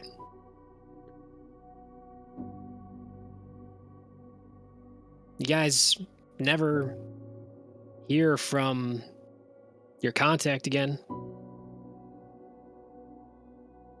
You never really found out what happened with that sedan. You don't know who set that fire. But, it looks like this problem's kind of over. This thing never comes back. It's a win. It's not a great win, but it's a win. That's a win that's gonna haunt Luther for the rest of his career. Wow. Fucking hell. Shit. That's Delta Green. Damn. Oh, that was fucking great. Oh, should have just pulled the trigger. Why'd I hesitate? I mean, I don't even know if it would have heard it. That's yeah. Well. Well. I guess saved 3 out of 4. I guess that's better than nothing. Yeah, that's that famous Hey. Meatloaf song. 3 out of 4 ain't bad. Yeah. It was actually about shadow Uh, monsters. If you really listen to the lyrics. I'm gonna play it backward. Oh man, that was awesome. That was a Yeah, lot of that was fun, fun. Adam. Oh, Yeah. I'm glad you guys had fun. I'm glad you liked it. That's wild. It's hard to judge on this one because it's like I said, this is a pretty brief scenario. This thing clocks in at 11 pages, 12 if you include the back cover, and if you ask the right questions up front and you put the little clues together right away, this thing can be done really, really fast. But it can also take a lot longer than this too. Yeah, there's Yeah. a lot of ways it can go. A lot of kind of, I don't want to say red herrings, but different angles that don't quite come together. But yeah, I'm So glad you guys had fun. Is it possible to discover, like, all the clues that we had? Do they actually lead to other answers, or are some of them just worthless clues? Oh, you'll never know. You'll never know.